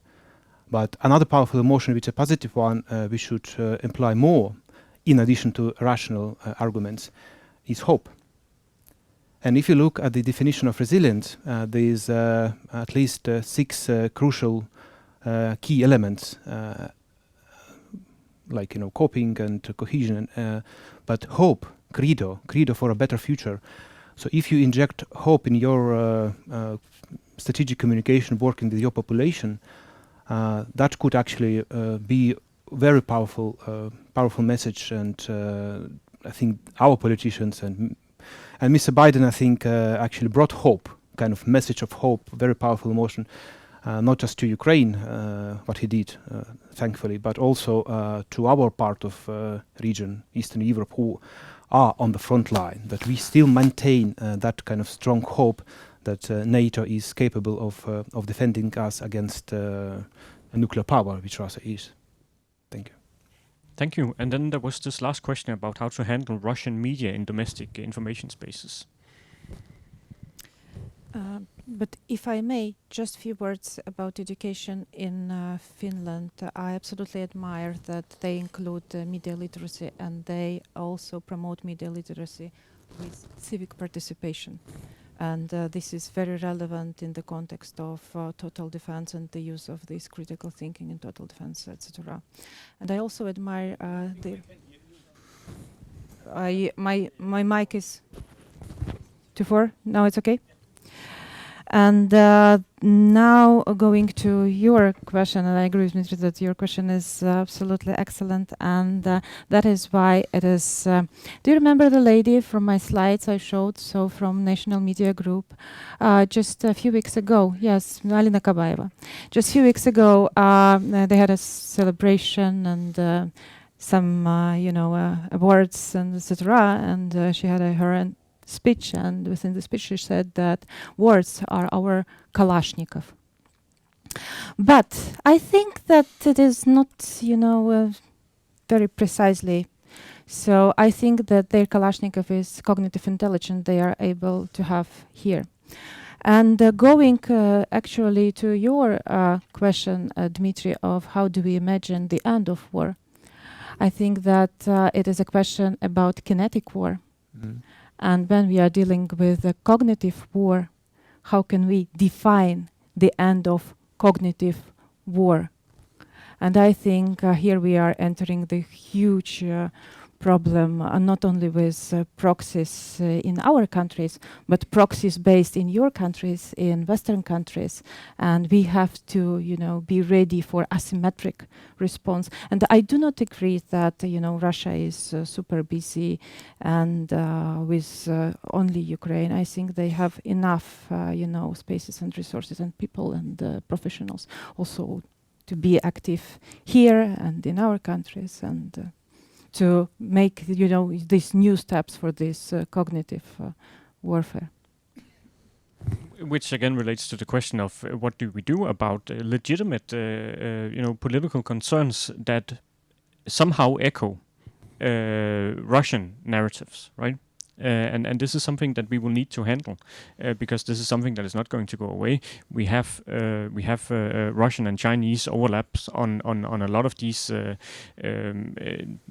narratives about the Western world as such, not necessarily positive, but also negative and subversive narratives that have an audience, of course, also in the Western world as such, because they are political arguments, and they also have a place in a political debate, because otherwise we do not have an open and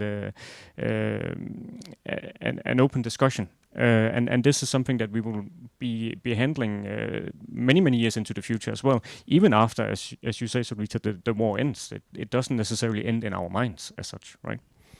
Okay, I think there was a question down here in the back. Yes.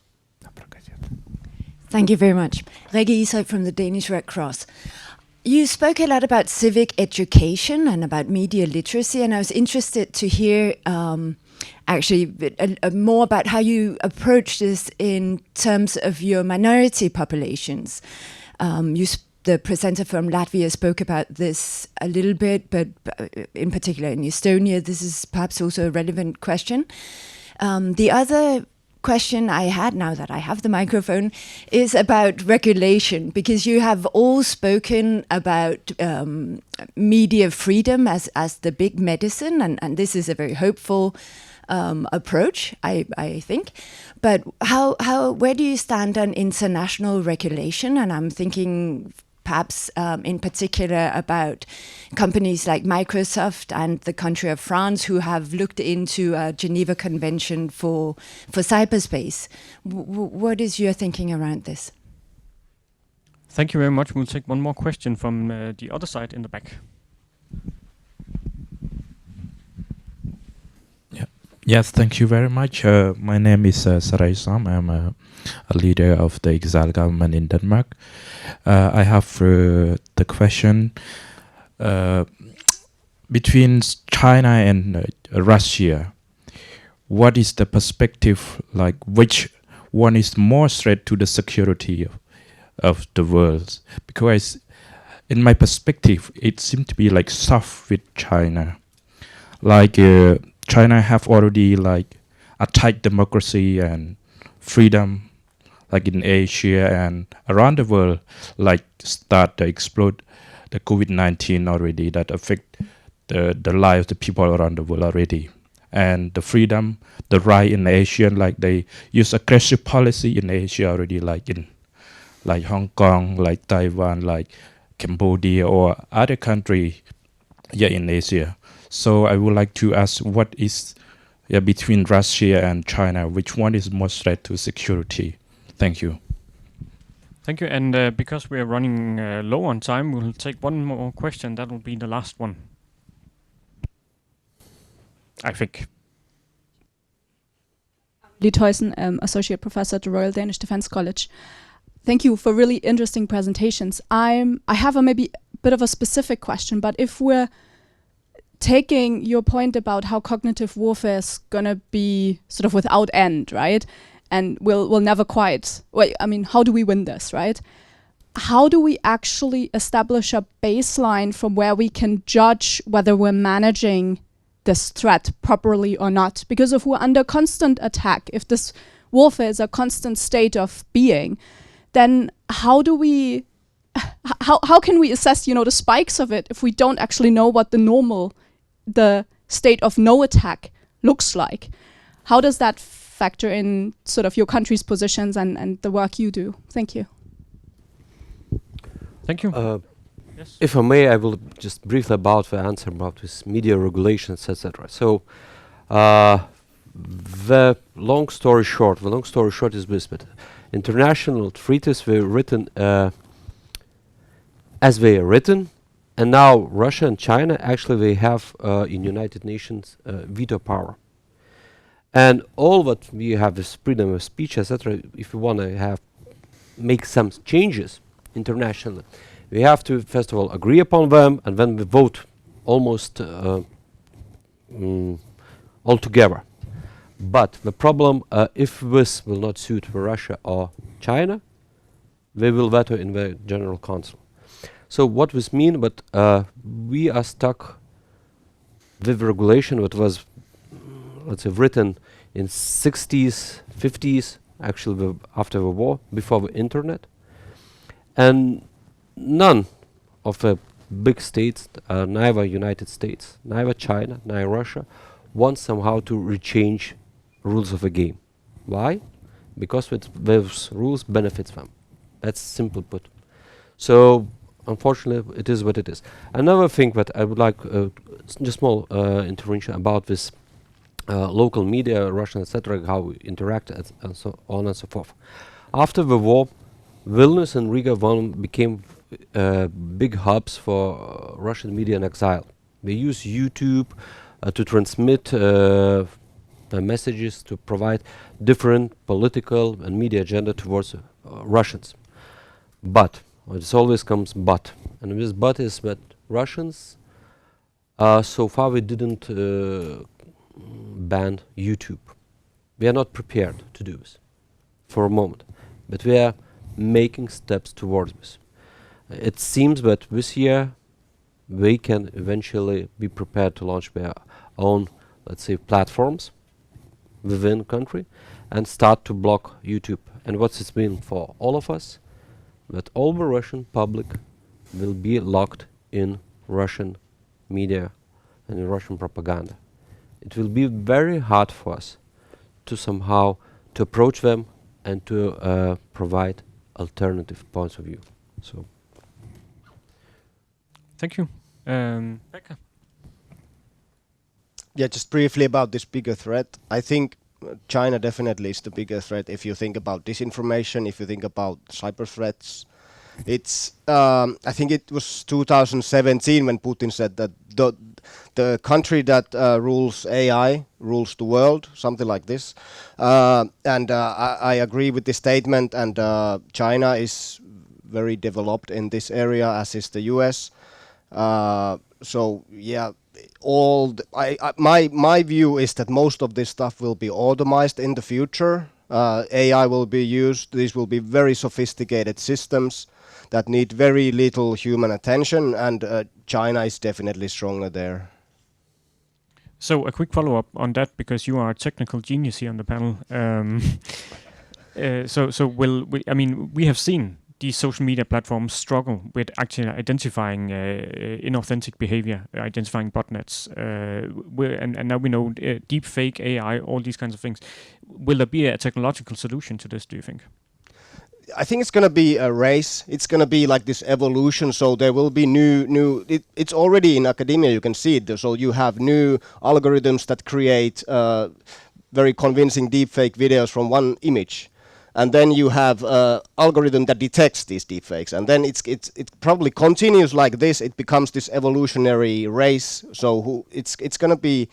I feel like it's going to be something like this. Of course, there's always going to be research on how to detect them, but also how to make them undetectable, basically. So it's going to be an interesting future. Okay, Dimitri. So this question about how to address minority audiences, right? You have some experience with this. Do you have some? Because we also have minority audiences in Denmark, right? Especially from immigration from other parts of the world.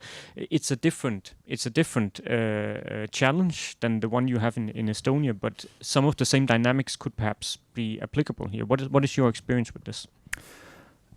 Thank you for the question. So, as you can see from my name, I am a representative of the minority itself, Russian-speaking Estonian, but with Ukrainian origins. So I have a lot of identities in myself now.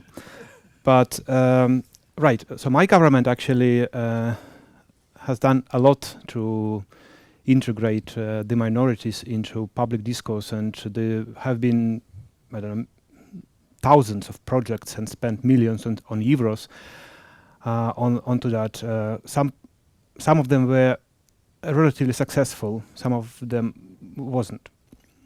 Well, the problem is that it's never a dialogue between the majority and minority, so the Estonian part of the society and the Russian-speaking minority. Actually, the third party has been always present there, the Kremlin.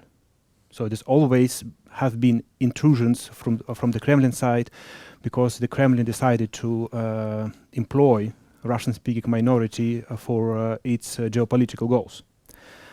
And well, the key issue, of course, is generational shift.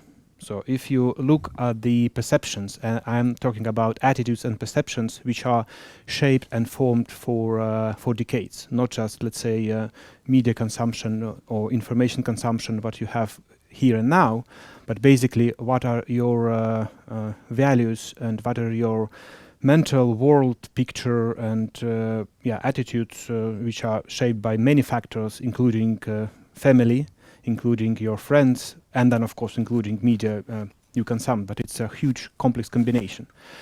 So if you look at the perceptions, attitudes and world picture of younger generations of Russian speaking in Estonia, then it's basically nothing wrong with that. I mean, they are part of mainstream and they are learning language, they are integrated into social and political processes to the extent as it could be. In the circumstances, they still preserve the language, mother tongue, speaking with the parents, grandparents, or with the friends. I mean, we should be also realistic that we are not going to make, let's say, an etalon, a standard, let's say, Estonian, and we are going to measure everyone against that etalon. That would be wrong. I mean, in a free democratic society, that would be completely wrong. So, well, the problem is that and this is also a limit to civic education, that all this mental picture, attitudes and perceptions are shaped not just by media consumption and schools, but also by family values cherished in your family, in your peers, friends, and everything like that. And what is the balance, what is combination of different factors we cannot predict. Okay, that means we are really running out of time. Thank you. That was a wonderful answer. We will be going to the break, but I want to give Solvita 30 seconds to answer Amelie's very, very hard question. So what do we know? Where's the baseline? How do we measure this? Okay, so know your target audience and measure effectiveness when you're working with your target audiences. And it is very important to be creative, working with the specific vulnerable audiences, as Dmitry described. But actually, for example, when you're dealing with kids, maybe it's a fairy tale way how to, address the kids. And this is what I'm doing, and this is what Dmitry is doing. So besides our, this very tough stuff, we also are writing books for kids, and activity books in the case of Estonia. And the biggest threat, and also you have to know your opponent, and also Dmitry introduced to me reverse engineering. So this is how we try to understand what is going on in Russia with their youth, with their kids, not to be focused only on adults. And the last question, the biggest threat, I think the biggest threat is not China, it is not Russia, it is you. And you have to know your vulnerabilities. And only knowing your vulnerabilities, you will be able not to become a threat to your country, because maybe you are a decision maker, but you just married the wrong person. Or, I think it means a lot, to be focused on your own vulnerabilities. And this is, at least my way, how to help my country. Thank you very much. So that's something to take home to the kitchen table tonight and think about, right? Okay, so I think we should give a round of applause. Thank you.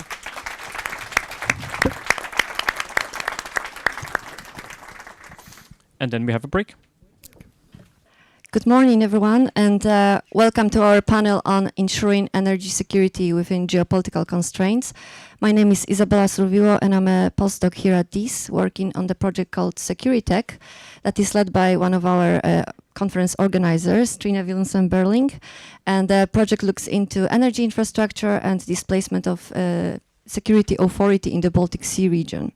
And today I'm joined by Veronika Szlakaitite, who also works with us on that project. We will be moderating this panel together. So it's almost exactly 1 year since Russian military invasion of Ukraine put the issue of energy supply on the top of the EU's top policy agenda and led to a policy shift in relations towards Moscow. Countries across the EU are struggling to mitigate the unfolding energy crisis, and the Baltic Sea region is certainly no exception. Hello, everyone. So the EU responded with a set of policy measures aimed to mitigate the effects of this crisis, including Repower EU plan, new offshore wind declarations for projects in the North and the Baltic Seas, as well as a series of sanctions covering coal and oil imports from Russia. Although the new policies accelerate the EU... It's not? Is that better? Let me start again. So although the new policies accelerate the EU Green Deal and Fit for 55 targets and offer a pathway independent of Russian energy imports, that alone is no longer enough to combat the dual energy and climate crisis. While the diversification of energy imports and the faster deployment of low-carbon energy technology can be nothing but saluted, we are facing some very big issues. The climate commitments, such as keeping the global warming under 1.5 degrees, they are relying on technologies that are not necessarily in place. Some of them reside on purely theoretical level altogether. And this crisis calls for complex and multidimensional solutions, and we will try to address at least some of them in this panel.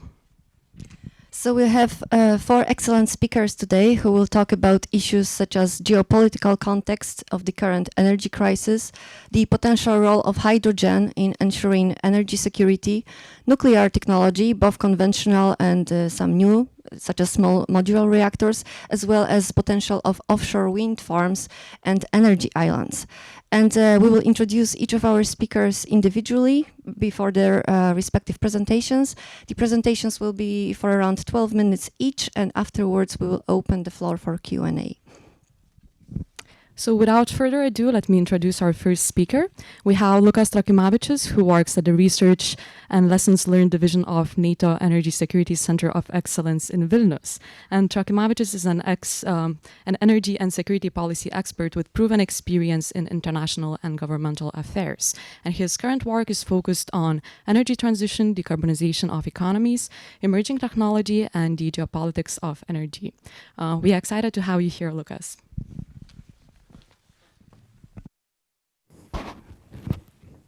Can you hear me? Fantastic. Right, so first of all, thank you for having me. My name is Lukas Trakimavičius. As you know, I was introduced, I'm a subject matter expert at the Research and Lessons Learned Division of the NATO Energy Security Center of Excellence, which is an international military organization that is based in Vilnius, Lithuania.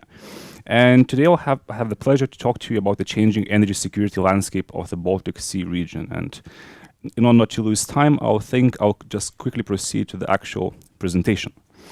So here you can see a really brief outline of the things that I'll cover today. I'll kick off by describing the changing energy security landscape and the dual forces that are affecting this change. The first factor is the rise of renewables in the Baltic Sea region, and the other factor is the decoupling from Russian energy supplies. Then I'll briefly discuss some of the challenges to offshore energy infrastructure, and I will conclude the presentation by proposing a couple of solutions that our governments and militaries could potentially take to mitigate some of those potential vulnerabilities. And with that, I would like to start the actual presentation. So, as most of you here probably already know, to meet the agreed climate goals, all EU countries in the Baltic Sea region have massive plans for renewable sources of energy, be it solar or wind, onshore or offshore, biofuels, hydrogen, etc. However, despite the vast differences between all of the countries in the Baltic Sea region, all of the countries have one thing in common, and this one thing that they have in common is that they have that they perceive that offshore wind should take a leading role in this energy transition. And if you do actually look at the announcements that were made by government officials in the past 24 months or 12 months, you would see that absolutely all governments have announced ambitious plans for offshore wind for the year 2030. So, for example, if you take a fairly small country like Lithuania, it plans to have at least 700 megawatts of offshore wind by 2030. Poland, meanwhile, wants to have 5.9 gigawatts, Sweden and Finland 6 gigawatts, and so on and so forth. Due to obvious time constraints, I won't name all of the countries and all of their plans, but I think it is sufficient to say that all of these countries in the Baltic Sea region have a cumulative target of 19 gigawatts by the year 2030, at least. And that is good, because this number is at least 7 times greater than it is right now. In parallel to the shift towards offshore wind, or perhaps complementary to it, in a bid to decarbonize hard-to-abate sectors such as steel, cement, cellulose, which is paper, and to make better use of excess electricity, chances are that over the coming years and decades, some of these offshore wind farms might also be used to produce green hydrogen. And this green hydrogen could be potentially produced either onshore or offshore, depending on the economics of each project. On top of that, I think it's definitely worth mentioning that there are absolutely ambitious plans for the development of massive offshore hydrogen pipelines that could potentially connect the entire Baltic Sea region into one green hydrogen hub. And here you can see some of the rough outlines of how it could be developed. I think it's worth mentioning that it is still unclear whether this project will see the light of the day, simply because such initiatives are massively expensive and they're politically quite difficult to be implemented. But the reason why I wanted to flag this is because I think it's really worth noting to what extent our governments take the clean energy transition seriously. So, in addition to this shift towards renewables and green hydrogen and all of that, there's another tectonic shift has been happening in the region in the past 12 months at least. And this tectonic shift was caused by Russia's invasion of Ukraine, which had absolutely profound consequences for regional energy security dynamics. And the reason for that is fairly simple.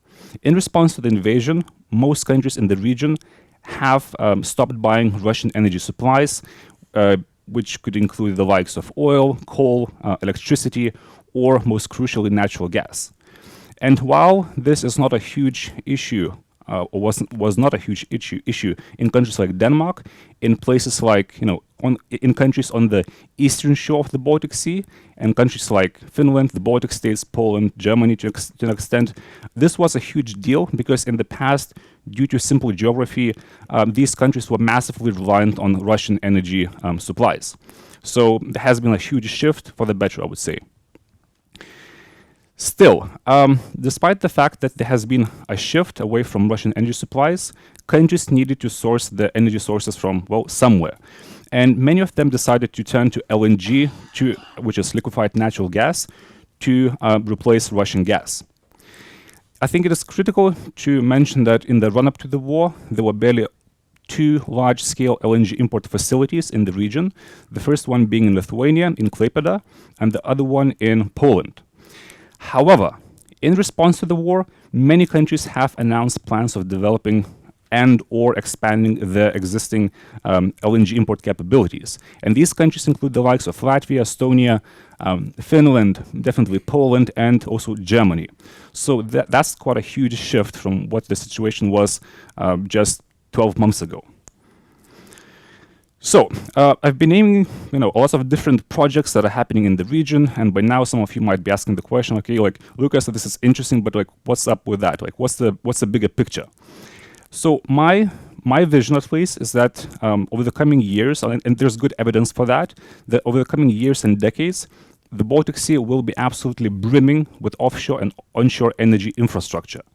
And this infrastructure will not only include the likes of wind farms or LNG terminals, but also non-Russian gas infrastructure, such as the Baltic Pipe, which connects Norway with Poland, and also submarine power cables that already crisscross the Baltic Sea and facilitate electricity trade between the countries.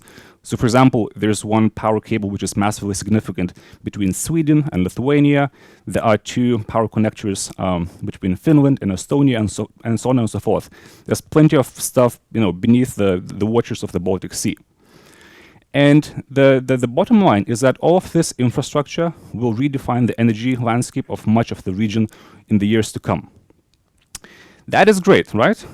It is. But the problem with offshore energy infrastructure is that they might be at risk to a wide array of threats or challenges. So, for example, offshore energy infrastructure is at risk to, it could be at risk to fairly simple and banal things like anchoring, trawling, or potentially they could be exposed to, terrorist attacks. However, I think that the greatest challenge to offshore energy infrastructure comes from state-backed actors who could potentially deliberately target offshore energy infrastructures, be it pipelines or cables or what have you. And this particularly has been the case ever since we saw how the attacks against Nord Stream gas pipelines just completely evaporated any sense of security in the Baltic Sea region when it comes to energy infrastructure, because those pipelines, as we all know, got blew up. So that's one thing that you have to keep in mind. In parallel to the kinetic threats, it is also worth mentioning that energy infrastructure, be it on land or at sea, are also exposed to cyber threats.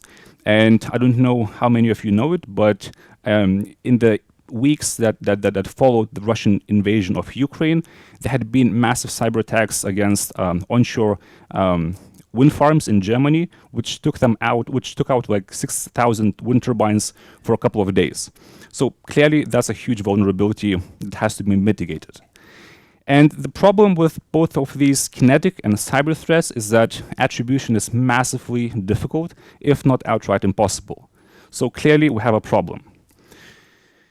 Well, to make things even more complicated, we do not know for certain who or when could potentially target our offshore energy infrastructure, but we do know for certain, because it's in the open domain, that Russia has a wide array of tools and instruments that could be used to threaten our maritime energy infrastructure. So, for example, let's take the so-called Main Directorate for Deep Sea Research, which has a naval base in Olenia Guba in the northern part of Russia, near Murmansk. And in this port facility, you have submarines, intelligence ships, and deep diving submersibles, all of which have proven capabilities that could potentially disrupt either optic fiber cables or power cables or any other types of energy infrastructure that we might have in the open seas or oceans. So that's a risk, right? Furthermore, we do know for certain that Russia's armed forces also maintain a fleet of weaponized maritime drones, because if you've been following of what has been happening in Ukraine over the past 2 weeks, we've seen weaponized drone strikes against fairly large bridges in an area next to Odessa, and clearly the Russians have this capability as well. So it's a concern to our organization, no doubt. Right.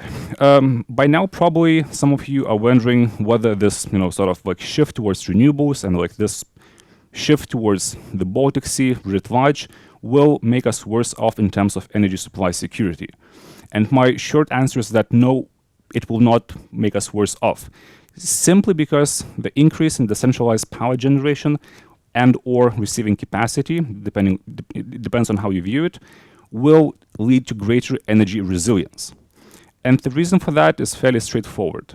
It is much more difficult to simultaneously take down dozens of offshore wind farms or submarine power cables than it is to blow up one large natural gas or oil pipeline or to weaponize energy exports, because that comes with a huge political price. However, there will definitely be a greater area for potential attacks or vulnerabilities, simply because there'll be much more stuff, simply put, in the Baltic Sea, which could be targeted by hostile actors. So, what can be done to mitigate some of these vulnerabilities or threats? So for starters, I think it's worth mentioning that, that private and public sectors will definitely, in the years to come, need to shore up the energy infrastructure protection efforts. Furthermore, I mean, in practical terms, that means that more resources will have to be dedicated to things like surveillance, patrolling, or cyber defenses of energy infrastructure, both at sea and on land. On top of that, it will be definitely important to have readily available backup equipment in storage, so that in the event that something unfortunate does indeed happen to our energy infrastructure, that the maintenance or repair teams could be dispatched at a moment's notice to fix those problems. Right, last slide. So I think it's fair to say that the Baltic Sea is definitely undergoing a tremendous, that the entire region is undergoing tremendous changes, energy security changes, because the path towards net zero will lead to greater reliance on things like offshore wind and hydrogen. Meanwhile, Russia's invasion of Ukraine will increase, or it has already increased, the region's reliance on LNG, imported LNG. And both of these two factors mean that the Baltic Sea is quickly becoming a critical artery for energy supplies for the entire region and the countries that you have around it. And the bottom line, and the main bottom line, is that the region's energy security will, over the years, increasingly depend on maritime security. And with that, I would like to conclude my presentation.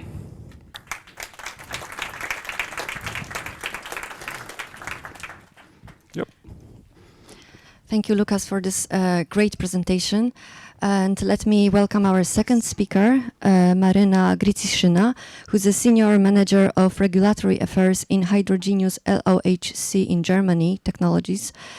She has more than 11 years of experience in the energy sector and specializes in hydrogen regulation, renewable energy projects, and energy markets.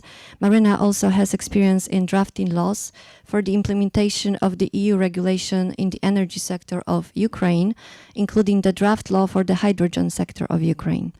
So, Marina, floor is yours.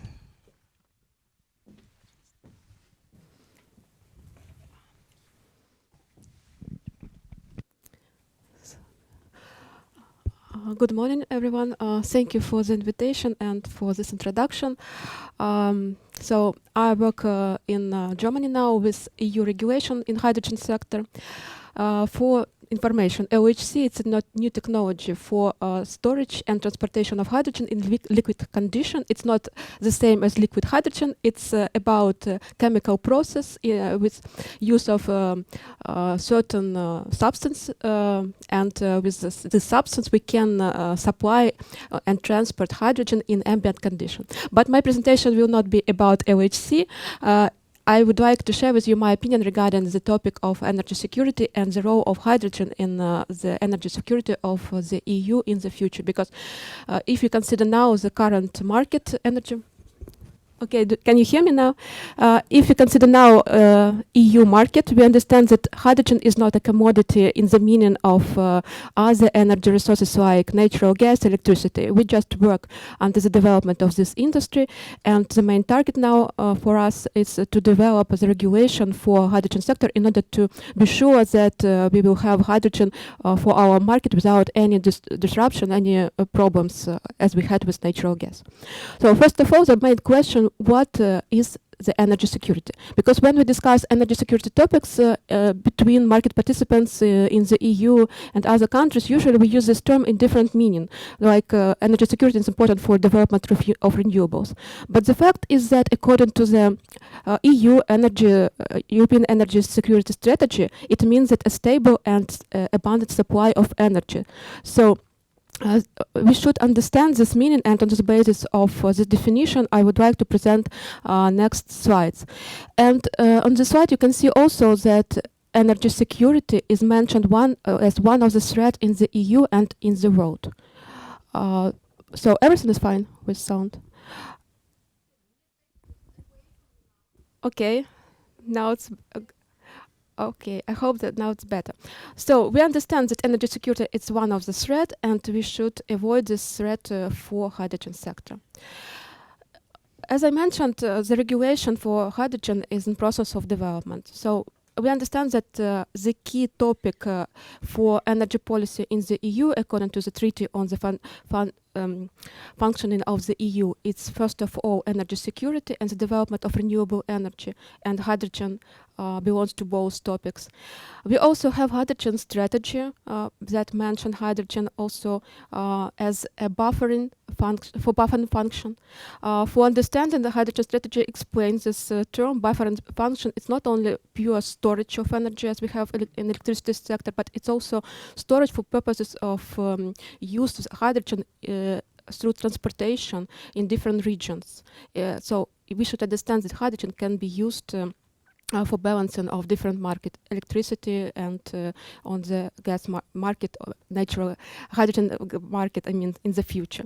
And the key documents that we developed last year from proposal of European Commission, I think it's a REPowerEU plan. We consider this document as a development of the energy sector, but I think the key purpose of this document, and it was initiated in the reply of the situation, the conflict in Ukraine, it was energy security. But this document is very complicated, and we understand that it has focus on different markets, natural gas, electricity, and also the development of hydrogen sector. And I think this picture, it's main points of this strategy, REPowerEU, how to ensure the energy security in the European countries. One of the documents of the REPowerEU, because this plan consists of a lot of annexes, and all these annexes also in the process of development through other documents, but it's very important for hydrogen sector. It's a hydrogen accelerator. This document includes main targets for hydrogen sector in the EU, but it's interesting that European Commission included in this document also the question about replacing of the natural gas in the EU. And we can see that, first of all, we have certain objectives in the EU regarding the amount of natural gas that should be replaced. We have questions about the prices for natural gas. And also, we understand that it's quite complicated to have a quick deployment of renewable energy in the EU. It's a real challenge for European countries. And at the same time, this document emphasizes the key roles of the hydrogen for energy security. First of all, regarding hydrogen, we should take into account that we need to develop infrastructure, because we cannot use natural gas infrastructure without repurposing. It's one of the problems for the future hydrogen sector. Secondly, we understand that we can expect the contribution of hydrogen in the energy security of the EU only after 2027. As I mentioned, everything in process of development, and all hydrogen projects are on the stage of feasibility studies. I mean the hydrogen projects regarding production of renewable green hydrogen, because we have grey hydrogen, but it's outside of this topic. And we also should consider hydrogen for development of long-term EU energy strategy. So REPowerEU plan contains a lot of different initiatives for development energy security, and one of these initiatives is a EU energy platform. It's also very important that it was initiated in April last year, and the main target of this platform is the development of energy security for natural gas. But this platform also includes mentioning of the hydrogen, I think, for the future period. It's like an example that mentions that was initiated last year in short terms. And on the basis of analysis of all existing documents, and especially REPowerEU plan, I can say that now we can see energy security with use of hydrogen through the following steps. First of all, the development of domestic production of hydrogen and import. At the same time, in order to perform these targets for import and production, we should have infrastructure for transport of this hydrogen. And infrastructure should be developed in different way. We should not only rely on pipelines, because it's not possible to realize all pipeline projects immediately. And we have certain restrictions with use of hydrogen in current pipelines due to specific of this gas. So it's important to take into account also shipping terminals like we have with LNG, but we cannot use LNG terminals without repurposing. And in the end, we should also work with demand, because in general, the main target of hydrogen in the EU is used in the industry and in transport sector. But whether our industry and transport sector are ready for use this new type of energy, I mean hydrogen. So we have a lot of questions, and we need to develop all these questions in our regulation and in projects. Let's start from the import. On this slide, you can see that according to REPowerEU plan, 50% of hydrogen will be imported by 2030. We had a similar situation with other energy, natural gas energy resources in 2020, for instance, when we have 58% of import. So it means that we should take into account that it's important to develop strategy for development of import of hydrogen in the EU by 2030. And regarding import, on this picture you can see that a lot of countries in the EU work under the development of partnership with different other countries. This picture confirms that key region, it's Middle East, because Middle East countries, Saudi Arabia, Oman, Morocco, these countries have a lot of resources for production of low carbon hydrogen and in the future renewable hydrogen. And through development partnership, we expect that we will be able to import hydrogen from these countries with the prices that will be lower than for production in the EU, and we will be able to use to perform the goals according to REPowerEU plan. At the same time, according to the analysis of this, the current situation with the work regarding partnership with other countries, we should take into account that we should avoid single supplier and use one transport route like one pipeline. And it's important to have different suppliers for hydrogen. We need also to work with infrastructure, as I mentioned, pipeline and also shipping terminals. We can use also different other approaches for hydrogen. It's ammonia, it's liquid organic hydrogen carrier, methanol, and other carriers. It's the main feature of hydrogen in comparison with natural gas. And the last point that is very important, it's a joint principle of the EU hydrogen foreign policy. It's really a very important topic because we do not have a strategy regarding hydrogen. This idea was mentioned only in the draft of Renewable Energy Directive, but this directive is still in process of revision in European Parliament and other European institutions on the trial process.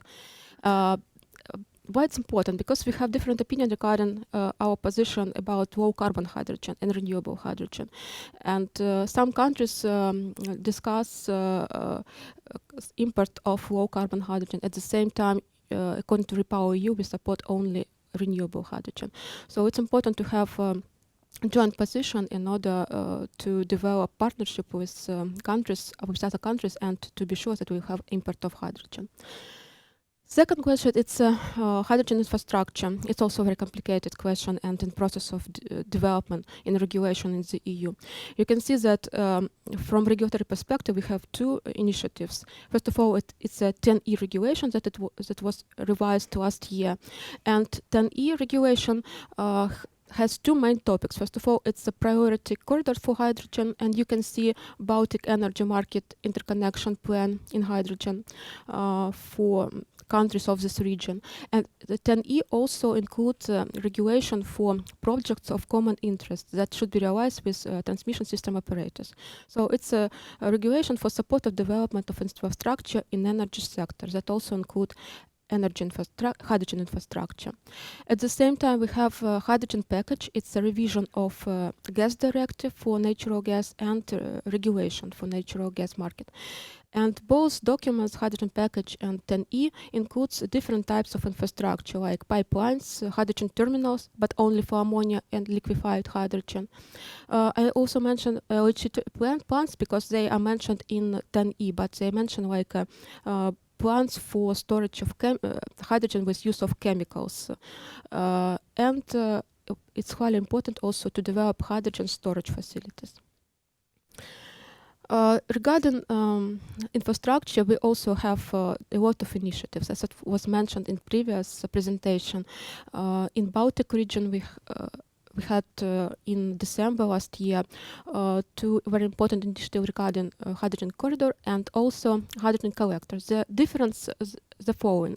Baltic Sea hydrogen collector includes also production of hydrogen and transportation to the off-taker.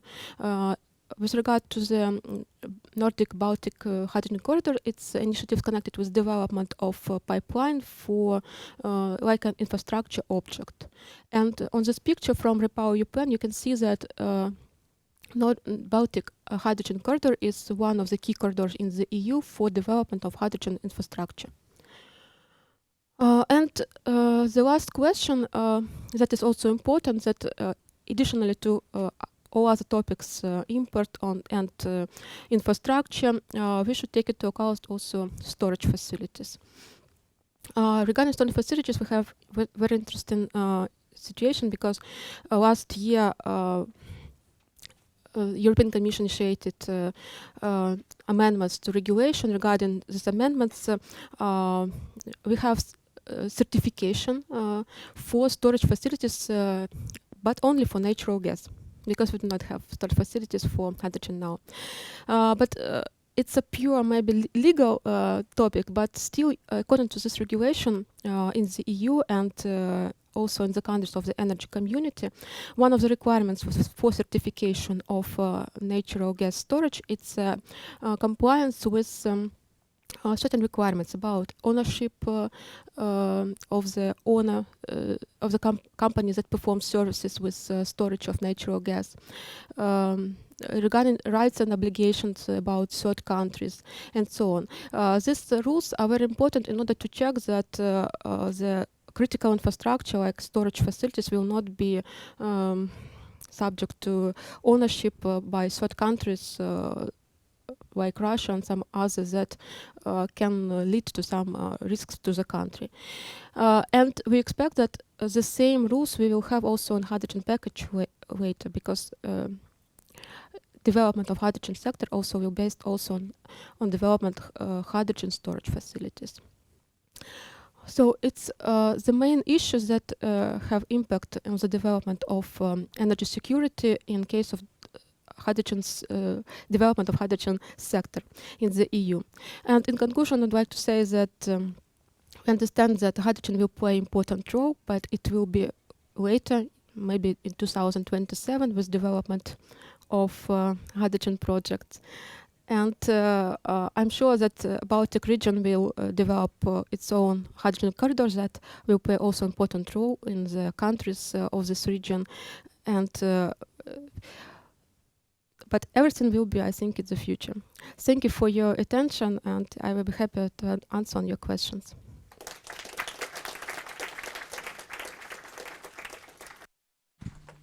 Thank you very much for a very fascinating presentation, Marina. And now we are in for yet another one. Now I would like to welcome Bent Larsen, who's head of radiation physics at the Technical University of Denmark. He holds a PhD in nuclear physics from University of Copenhagen, and his doctoral research was carried out at the Michigan State University, Nordita, and MIT, and covered topics in theoretical nuclear and many-body physics, as well as nonlinear dynamics. It's all a bit hard for me to read as a political scientist, but I'm very excited for your presentation.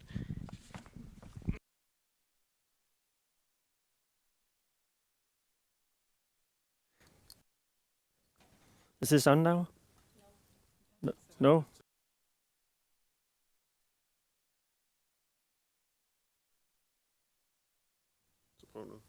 Is this better? Okay, thank you very much. Yeah. Yes, so thank you very much. Thank you very much for the invitation to contribute some viewpoints on nuclear energy. And good morning to everybody. I think it's still technically morning for a few more minutes. Yes. At work, I often walk around and say good morning to people, and then they look at the watch. And maybe sometimes I'm late at the meeting, but that's how it is. But we're here to talk about the energy challenges in the Baltic Sea region. Not that different from energy challenges across of Europe, I would say. and I'm here to say a few words about nuclear energy. I only have a few slides, and I guess I should use this one. No? Yes? Yes. So the objective of any of nuclear energy, but really of any energy policy in Europe today, is to provide clean energy and secure energy, and that translates into many requirements. But some of these is to ensure that the security of supply, and that is the entire supply chain, supply of fuel, technology, and the ability to deliver energy to the consumer. It requires energy independence, that these supply chains are not interrupted, as we have seen examples of in recent time with the attack on Nord Stream 2. Especially for electricity, it has three more requirements, and one is dispatchability. The ability of a power plant to change the output according to the load or to the demand. So turning up and down the power output of a power plant. The scalability, that we should be able to expand this on an industrial level to all of Europe, and of course that it should be zero carbon. Now nuclear would really take on all of these requirements. So it does give security of supply, it does give energy independence, it does stabilize the grid. This would any thermal power plant would really be able to stabilize the grid in terms of frequency and voltage. But nuclear is the only technology that we know of today that has three more abilities at the same time, that is dispatchable, scalable, and zero carbon. There might be other technologies in the pipeline, but none that are. It's difficult to see any technology that would comply with all three requirements today at the same time, except for nuclear. The barriers towards nuclear are many, but some of the more important is probably the lack of public acceptance, at least in some countries, the lack of skills throughout Europe. We have, to some extent, we have lost the competences in building nuclear power plants. We only have one major European provider today, and only a few power plants have been built, but not on schedule and not on budget. The single units have been characterized with very high costs, running 2 or 3 times above the budget. And regulations is a big barrier in many countries. It may take 5, 6, 7 years to get a license to build any new power plant. The public opinion, that was the first barrier, seems to be changing. So this is a survey across Europe from 2016, 21, and 22, with a remarkable change in the public perception of nuclear. With now, it seems to be a clear majority that are now in favor of nuclear power plant. It's difficult to relate this to any technology change, because really there's not been that much technology change within nuclear. So it's probably the external factors, the increased awareness of a climate change crisis, and of course the energy crisis that we are all facing now. The cost of nuclear, well, you can see many predictions of the cost. They vary by almost by orders of magnitude. This is probably one of the more credible estimations. This is from the International Energy Agency, saying that the average cost of nuclear is comparable to most other electricity provision. The cheapest option of all is the long-term operation of nuclear. That is, if you have existing power plants like in Germany, don't close it. It's the cleanest, it's the safest, it's the cheapest mean of energy. So it's downright not very clever to close these power plants. but also acknowledging that there are huge variations, and the industry in Europe has not been able to live up to these expectations.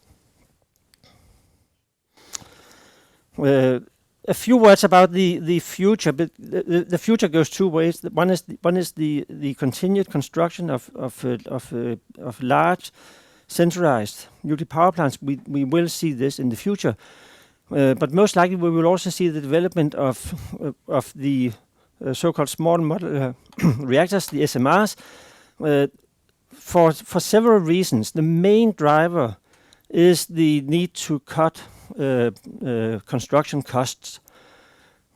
So the basic idea is to manufacture the nuclear power plant in such small units, modules, that they can be transported by road or by sea, meaning that we can maintain the competences or the skills in constructing nuclear power plants at a centralized factory or shipyard, with the further ambition that we should of course simplify the designs to make them smaller and simpler.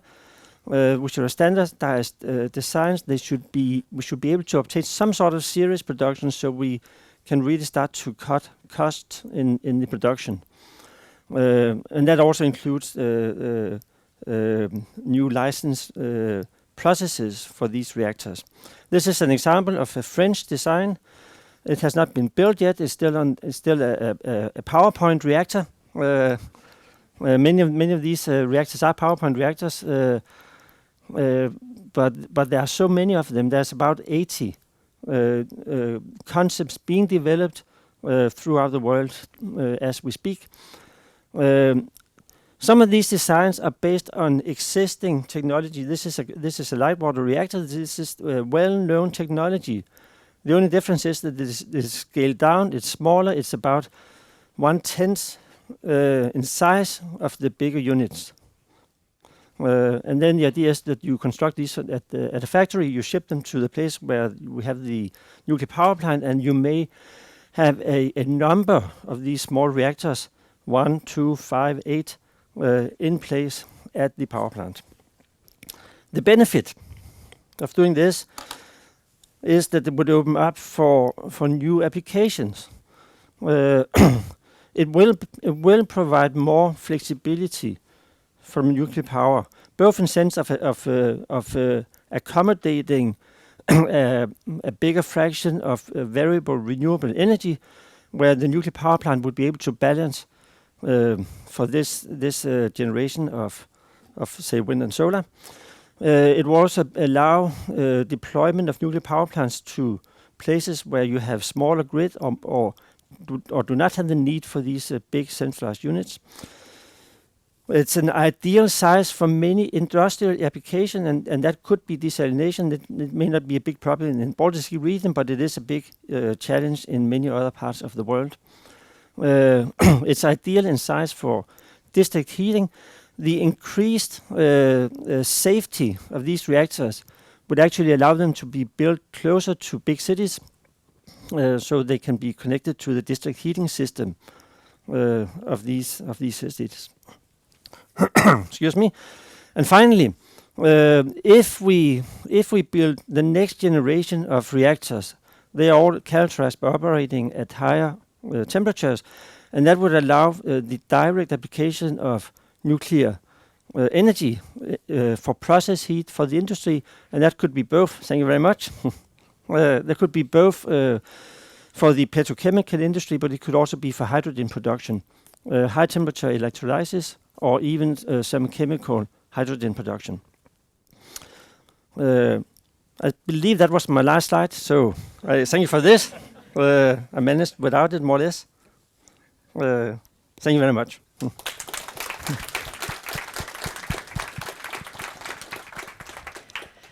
Thank you, Ben, for this great presentation. And let me welcome our last speaker, Hanne Storm Edlefsen, who's the Vice President of Energy Network on the Energy Islands. Hanne and her team are responsible for planning and developing infrastructure of the first energy islands in the world. And with over 10 years of experience in the energy industry, Hanne brings exceptional know-how of what it takes to execute and lead such a massive project. And that includes complex stakeholder management, service of the environment and the sea, conceptualization of the energy market model for the energy islands, and innovating the future needed for HVDC technologies for full functionality of the islands. So welcome, Hanne. The floor is yours. On. So, hopefully you can all hear me now. Good, thank you. So, basically, what connects people to one another? It's usually built on commitments to one another, responsibilities, and that is built on trust and love. But what connects states to each other? Political agreements, underlined by lovely speeches, press setups, as we've seen in the slideshows from the Esbjerg Declaration and the Bornholm Agreement on way more wind. But is that really binding nations together? When we need nations to be binded together and to be connected to one another, it has to be also underlined by something practical or physical, and which is of beneficial part for both sides. And that could be this thing that I've brought with me here today, which is a part of a sea cable that carries lots of green energy, power, electricity over vast kilometers on the seabed. This is a part of the cable that we have between Denmark and the Netherlands, finished just a couple of years ago and still in praxis. So why I brought this today is because maybe in difference to some of the other panelists, and that's I guess why we've been invited all four, I believe that making us more and more connected to one another across countries will also keep peace, like we have seen for many years with first the trade between the European countries and later on the European Union, and then taking into account that we also need to make a green transition. And what we have out there is vast amounts of wind and technical stuff that is already in place. These things are developed. The wind is already